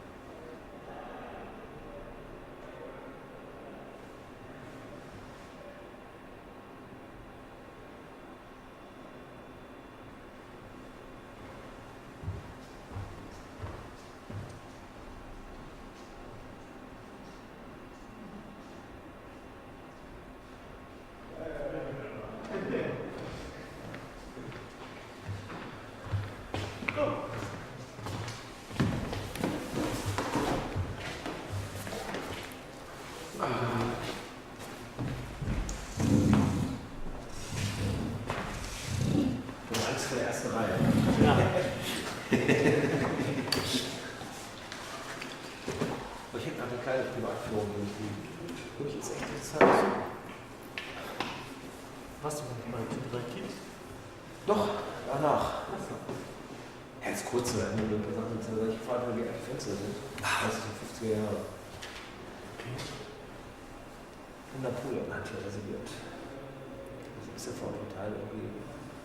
Steht jetzt 1785, seinen Sitz hatte.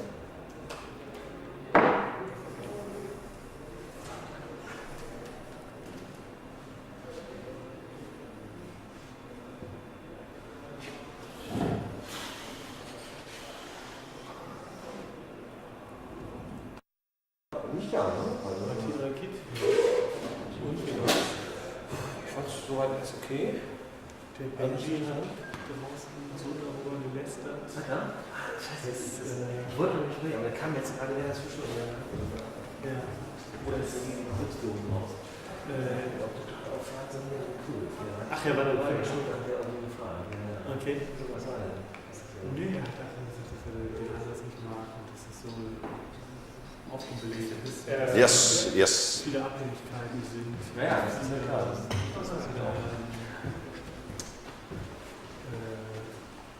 Ja, also viele Abhängigkeiten. Alrighty. Okay. Not that much crowd, but okay.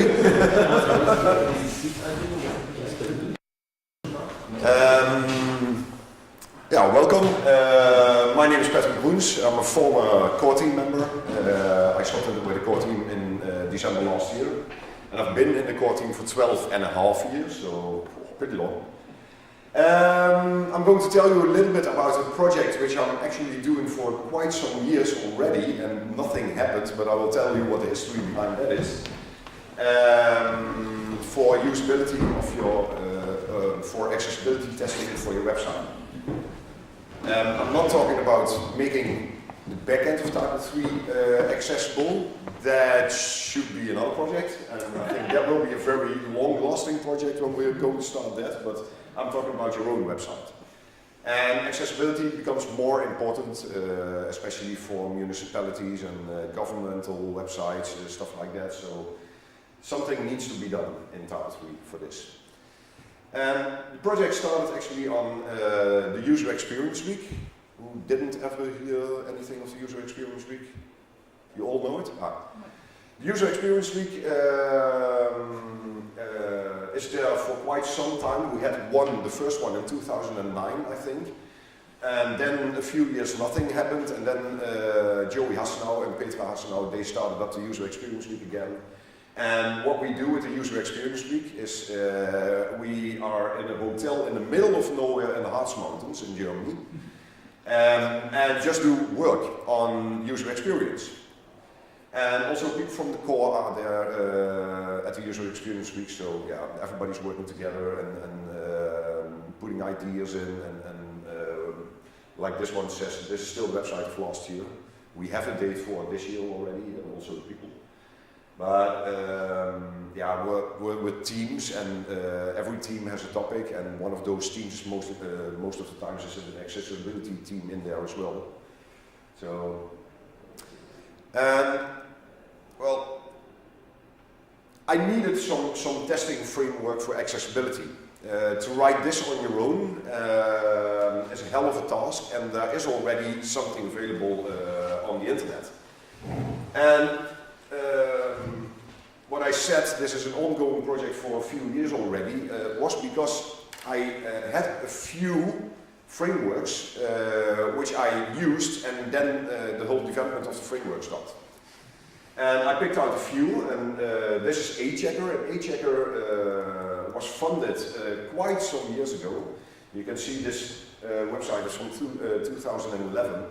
By the Canadian government. And what etcetera does is, it's PHP based, and it checks your website on all the rules from BITV, WCAG's 1.0, 2.0, Stanka Act, if you know that one, Section 508, an American thingy. And this one has a lot of forks. etcetera. The Italian government is still using it, but in their own form. And it had a lot of tests in there, and it gives you reasonably proper results. Just let's see what type3.com was here. It's very slow. Hello?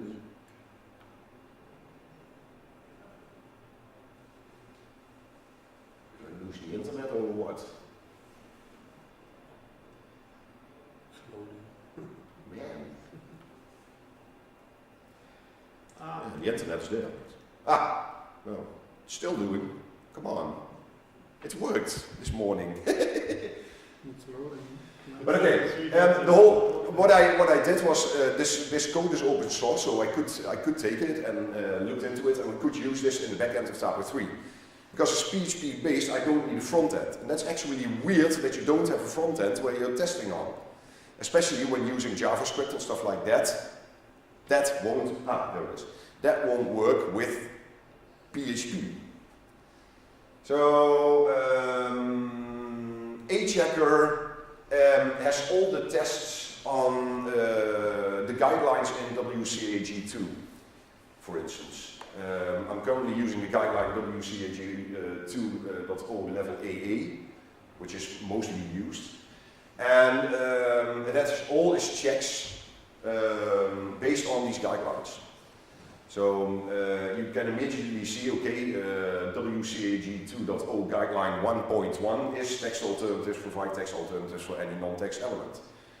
And it will tell you also where the whole problem was within this website. So it happened somewhere with this image tag, and it shows you the image as well. It's a little bit difficult to see, but this is a white envelope on a transparent background. So yeah, it's hard to see currently. Well, some other stuff, resize text, which is of course important, that the text is too small. Provide ways to help users navigate, find content, and determine where they are. And there's a success criteria called headings and labels. Header nesting, and the header following must be correct, like H1, H2, H3, and then back to H2. Okay, so that was the first one where I started with. And I did a lot of work with etcetera. But in the end I wasn't happy with that, and the whole development has stopped in etcetera. So they're not adding any new tests to it, and I know in Italy they do, but etcetera itself not anymore. And it's not testing your front end.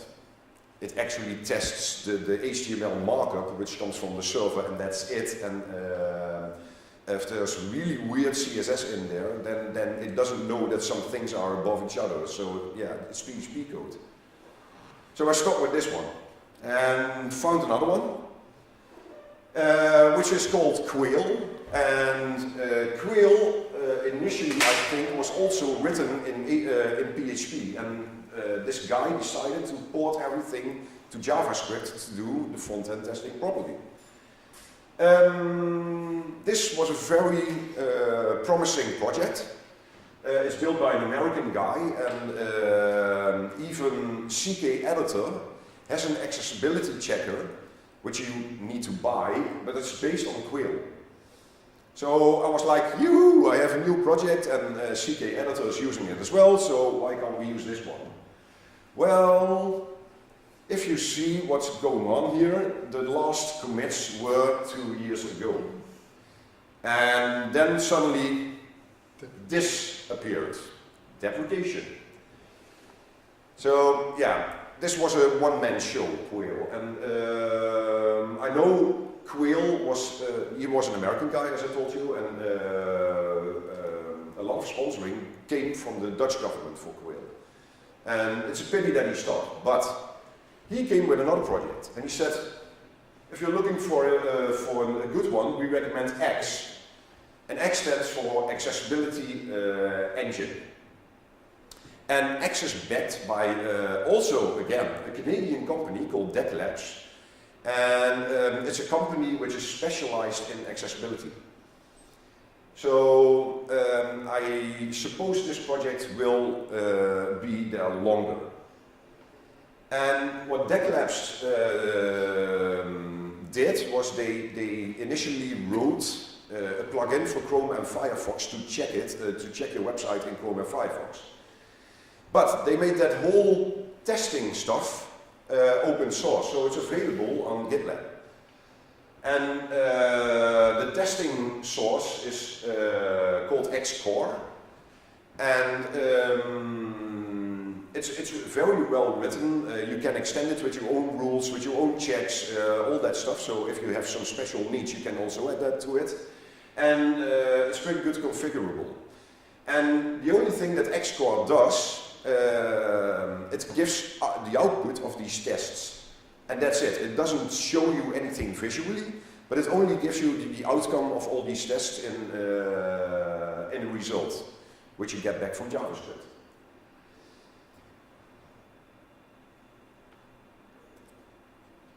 This is part of their documentation. It's very well documented as well, and so yeah. What they, for instance, what you do is you do an X run, and you can do X configure, and you can tell Xcore which part of the website you want to test, because it doesn't have to be the whole document. It can also be a part where your editor puts the content in, and you know that the rest beside that is okay. So you can tell X, okay, only check this part. Also, you can tell X if it has to skip tests, if it needs to use a certain guideline like WCAG 20AA or A, or so you can tell X what to run. Normally, I would run everything, but it's completely configurable on this. And I told you there's. Well, let's take TYPO3.com again. And I told you there's a Chrome plugin for that. So I go to the inspector of Chrome, and you can see that I have X here. And I can tell, I can start analyzing the whole thing, and I get back all the results. So it found 41 violations, and 19 checks need a review. Because accessibility is not all about automation. It's impossible. Sometimes people have to look with their eyes at the website, is this okay? So you can't automate everything. For instance, when you have an image which does not have an alternative text, that is possible. But X can't decide for you if that alternative text needs to be there or not. So that is one who goes into a review. Well, it tells me show everything, show only the violations, or show the reviews, or reject it, and reject it has to do with reviews. I didn't review anything yet, so that's why it's grayed out. And I can go to these items, and you can see a number behind that, and that will tell you, okay, there are 17 elements where something is going on. And I can go through these elements by this one, and it will tell me the title of the check which failed. It gives you an issue description, what's the element location, and this one has an ID. Oh, it's Ghostly actually, which is a plugin from Chrome. Fun. But it tells me it's happening on that ID, and this is the element source currently. It can also be that it doesn't have an ID and that you get a very long CSS string, CSS selector string. And it will also come back with some more information. This one is one who needs a review, because I can see that this is an issue or not an issue. I can click that, because this one needs to be reviewed manually. And for instance, when I go through here, there probably will be some things. What?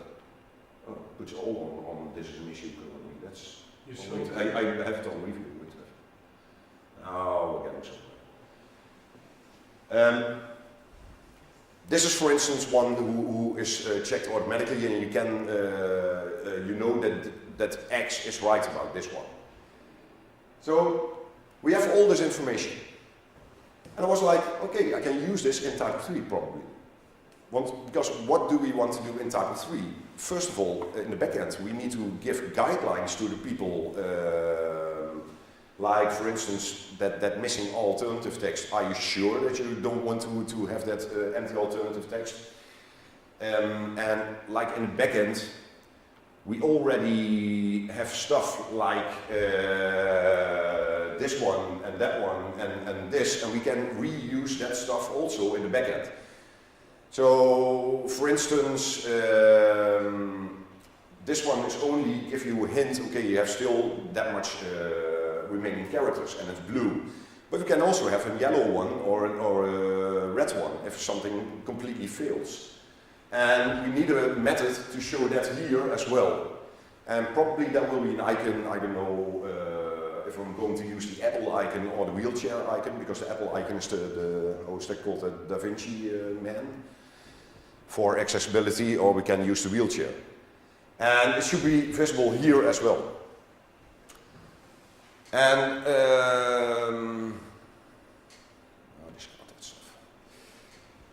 for a page, it needs to be visible here as well, that something went wrong in the Dutch version or in the English version. So it should be visible. But I'm first concentrating on the front end. And so I actually wanted to have this somewhere in TYPO3 as well, in the front end. Like you have the preview in TYPO3 or the view in the back end, that you see the front end in the back end. That could go in there. The only problem is, this code that Deck Labs has written is not open source. And I can't use it. I have the code, but I can't use it because there's stuff in there which they are not allowed to open source. So, and it's a huge file, this stuff. And I was like, how the hell did they make that so big? So I started rewriting this whole part, what happens here, I started rewriting that by myself in vanilla JavaScript, because I don't want to use any other JavaScript framework because you can get into trouble with your own website when you are, for instance, using another framework. So I was like, okay, I have to write this in vanilla JavaScript, which is okay. I'm quite good with JavaScript, so yeah. So I started rewriting that whole stuff, and this is actually, it's not finished yet, what I'm doing here, because this part still needs to be filled. Something is here, but the results that I get back from X, this part is not filled yet. I still need to do that. And what I do here is I just copied from it's currently not TYPO3 this, but I first needed to make this, so it doesn't have to be in TYPO3 currently. And I copied some code from one of my clients' website and started testing on that. And there were a few issues, like writing this stuff in vanilla JavaScript, but also this needs to be totally isolated from the rest of the website. So all your CSS, which is happening in here, everything what's happening in there, all your CSS needs to reset from there on. So it needs to be completely isolated from the rest of the website, which it is now. It's also responsive, so if I make this screen smaller, it will respond to it. So, and then even it goes down there. You can make it bigger if you want it, and also the footer goes with it. So if I make this one smaller, you still see the whole website. So this is the bottom of my website. All that stuff I had to tackle, and I'm currently with this piece of JavaScript code. I'm currently at probably 500 lines of code. And I think the JavaScript of DEC is like something like at least 50,000 till 70,000 lines. I'm like, why? There's one thing in there which is external, which I use, and that's Prism to make this more visually more interesting. And DEC is using the same in their plugin for Chrome. So what I will do in the future is build this into TYPO3 and have a kind of an accessibility preview mode. I don't know where that will go, if that goes into the backend and have something similar like the view, or do it really in the front end.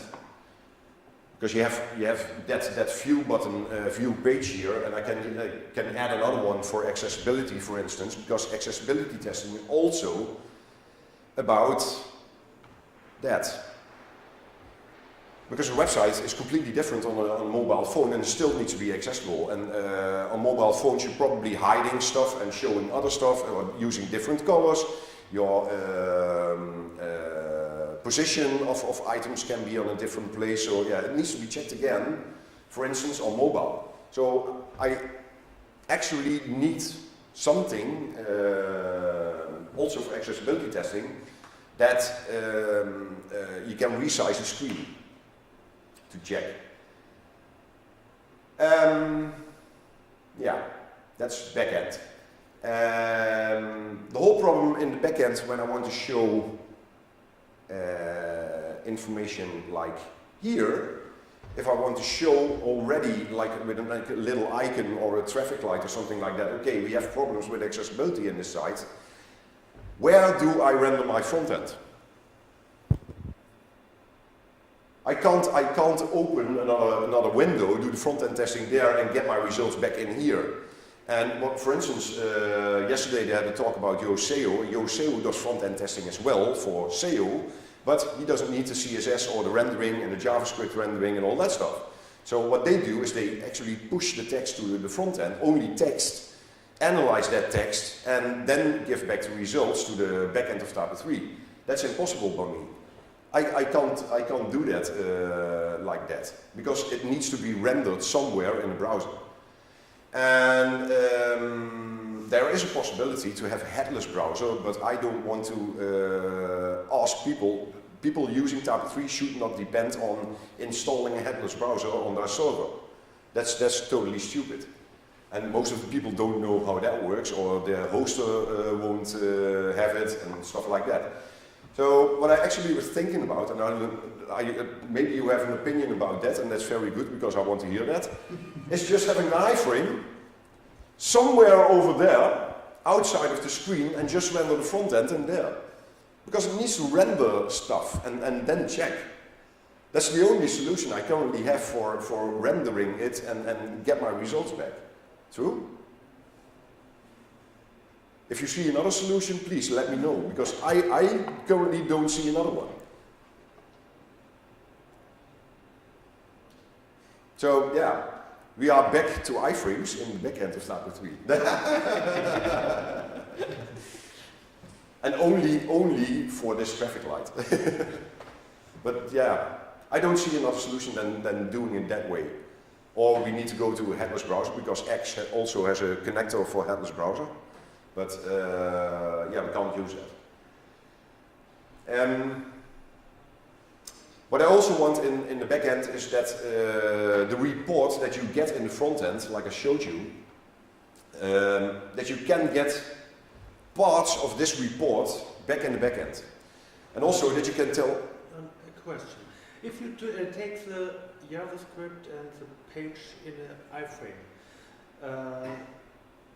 then you have another site and a mobile device and a desktop device has other dependencies. Yes.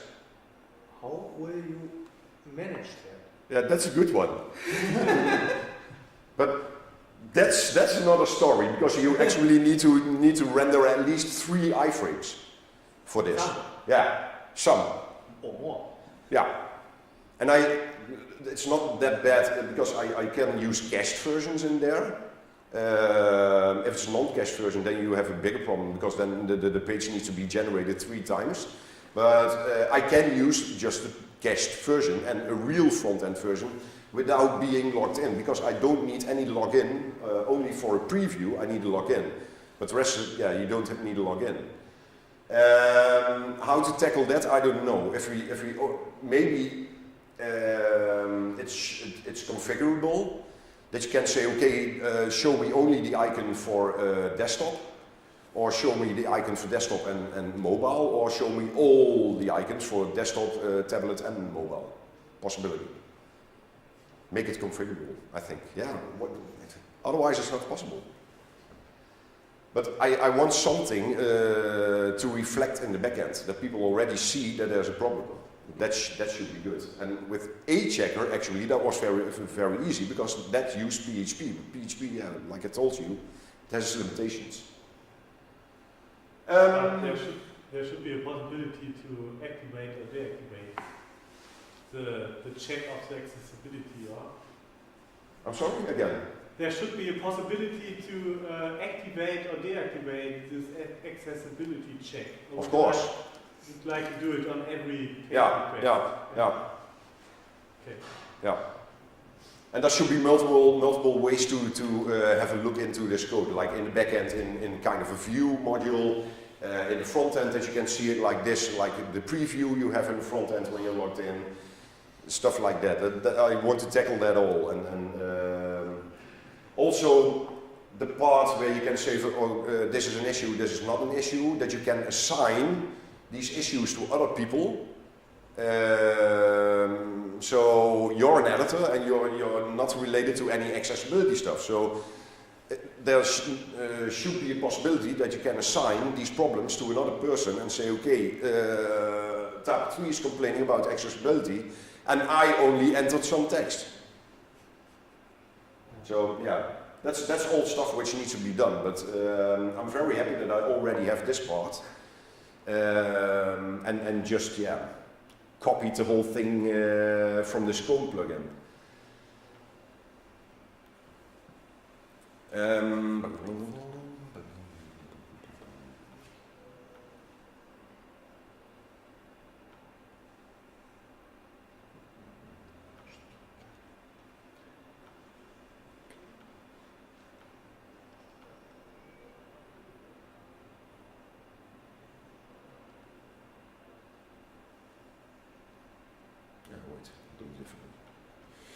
So, if you're a little bit into CSS or into JavaScript, what I'm also doing is splitting everything up. So, every part within this panel has its own JavaScript file. So, it's very easy to work on a little part and only on small JavaScript files. In the end, they will be put together. So, yeah.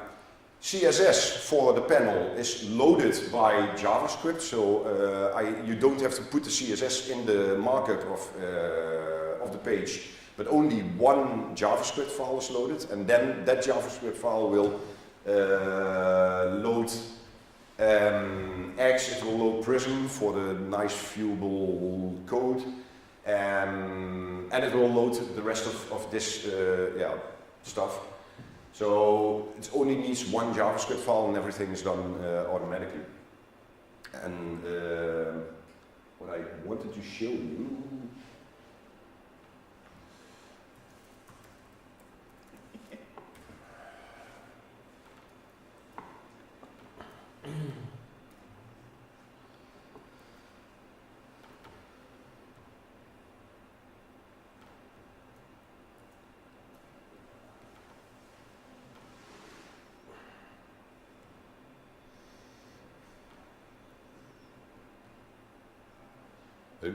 Oh, wait, there it is. I already told you there are a lot of errors in here, but that's because I copied just the code from the client's website, and there's some JavaScript code which is not actually on the page currently. So, but this is the result that this part in white is the result that I actually get from Xcore, and so all the errors which it found is in there.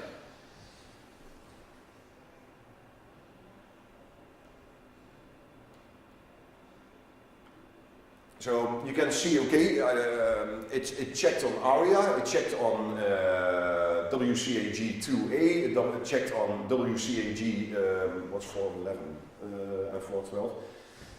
Don't think about that, but it's an internal thing for WCAG checks which X uses. And it will give me an ID of the test which failed, like ARIA allowed attribute. It has an impact which is critical. Well, those are the tags which are there. You get your description, okay, what's going on here. You get a help text, you get a help URL, which actually points then to DEC. We even can change this because in the configuration of X core, you can change this whole URL, and actually we could do all the error stuff on TYPO3.org pages if we want to, which is pretty nice. So that's a lot of information that I get back from X, and yeah.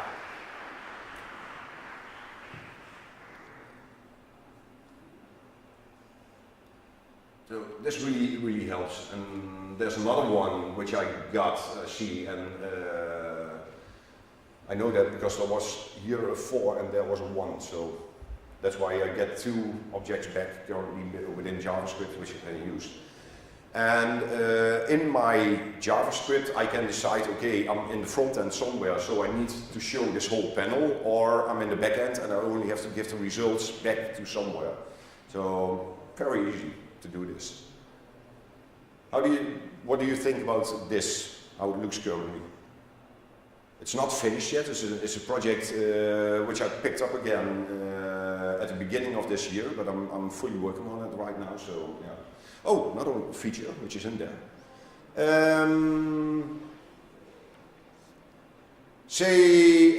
Because it's telling you here, okay, this is where the element is. But where the hell is my element? Because I have items which are actually outside the screen here. And what you can do is highlight it, and it will tell you where it happens. And this is a very small one because I know where it is. It's here. But when I move through these issues, you will see what's going on then. Look, that's going to be better. So, and now it's up there. And this one is all about the color contrast. So black on this background color is not that good for WCAG2AA and the 143, and it has a category color. So all these checks are also categorized. So you know where it is. And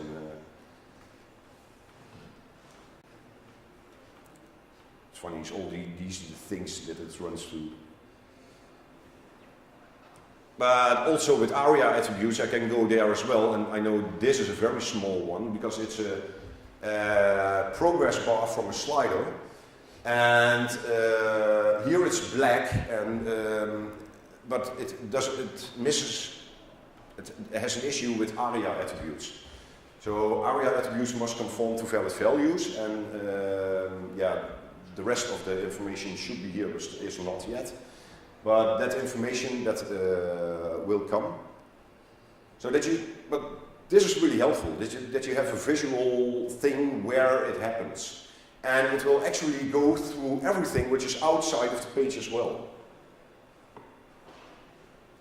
So yeah, it looks a little bit messy then, especially when you have sliders, because it goes outside of the screen and then starts searching for the slider.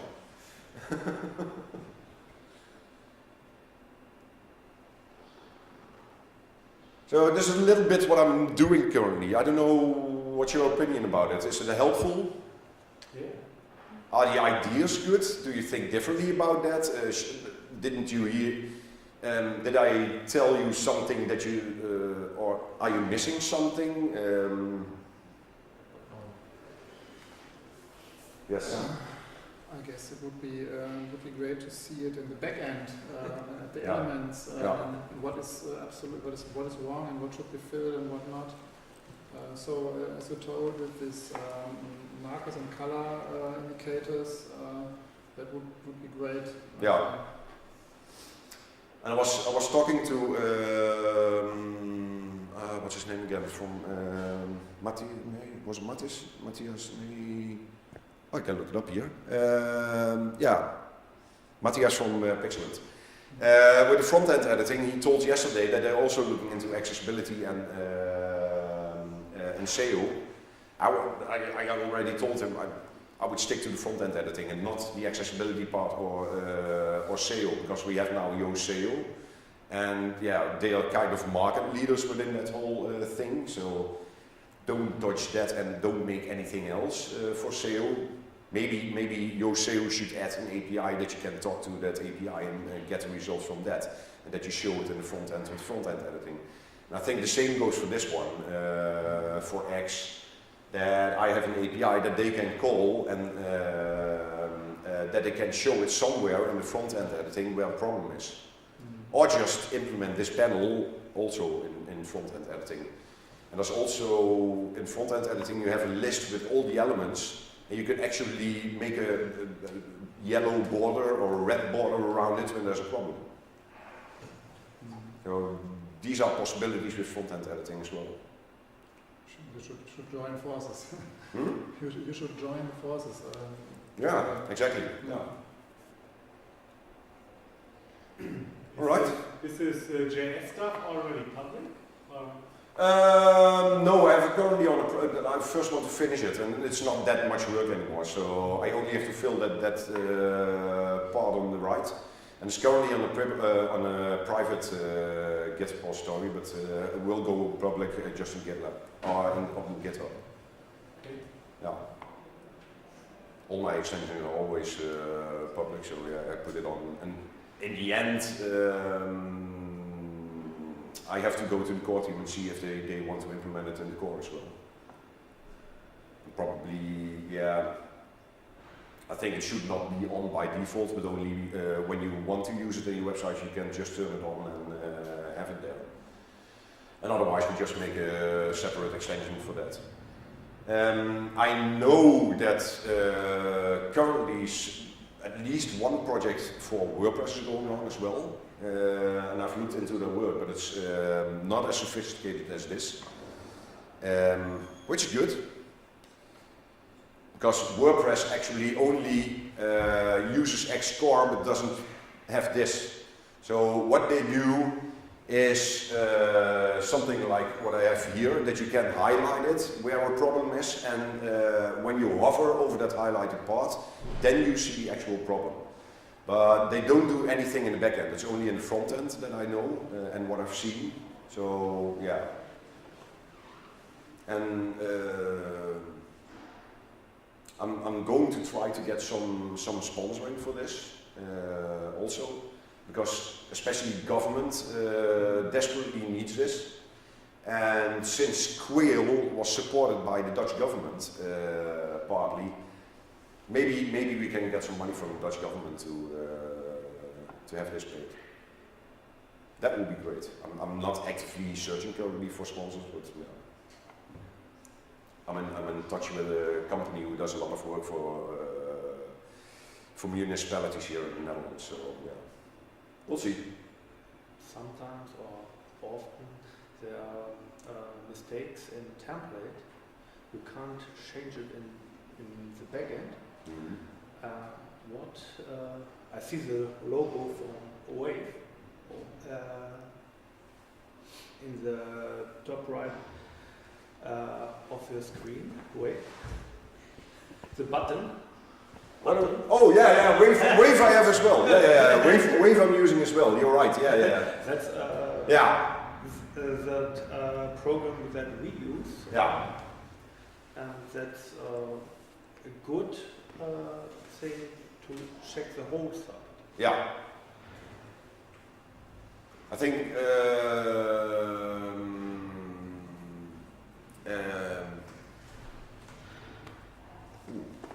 I currently have it a very high sensitive Wave, because you can configure it to make it less sensitive, because it now has 368 HTML5 and area problems.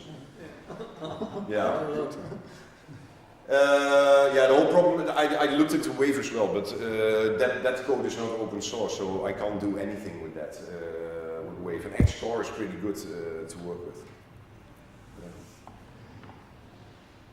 And maybe I'm even going to contact DEC Labs that I'm working on this for TYPO3, and since that is a Canadian company, and what Matt told with the Canadian government, that's going to be very interesting. Yeah. Yeah. So, if there are no questions anymore, Thanks a lot. yeah, that's it what I had to show. Thank you.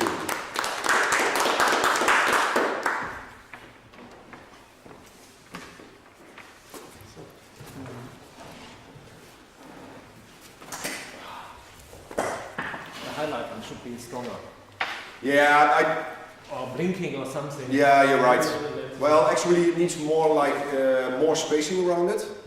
Yeah. But it's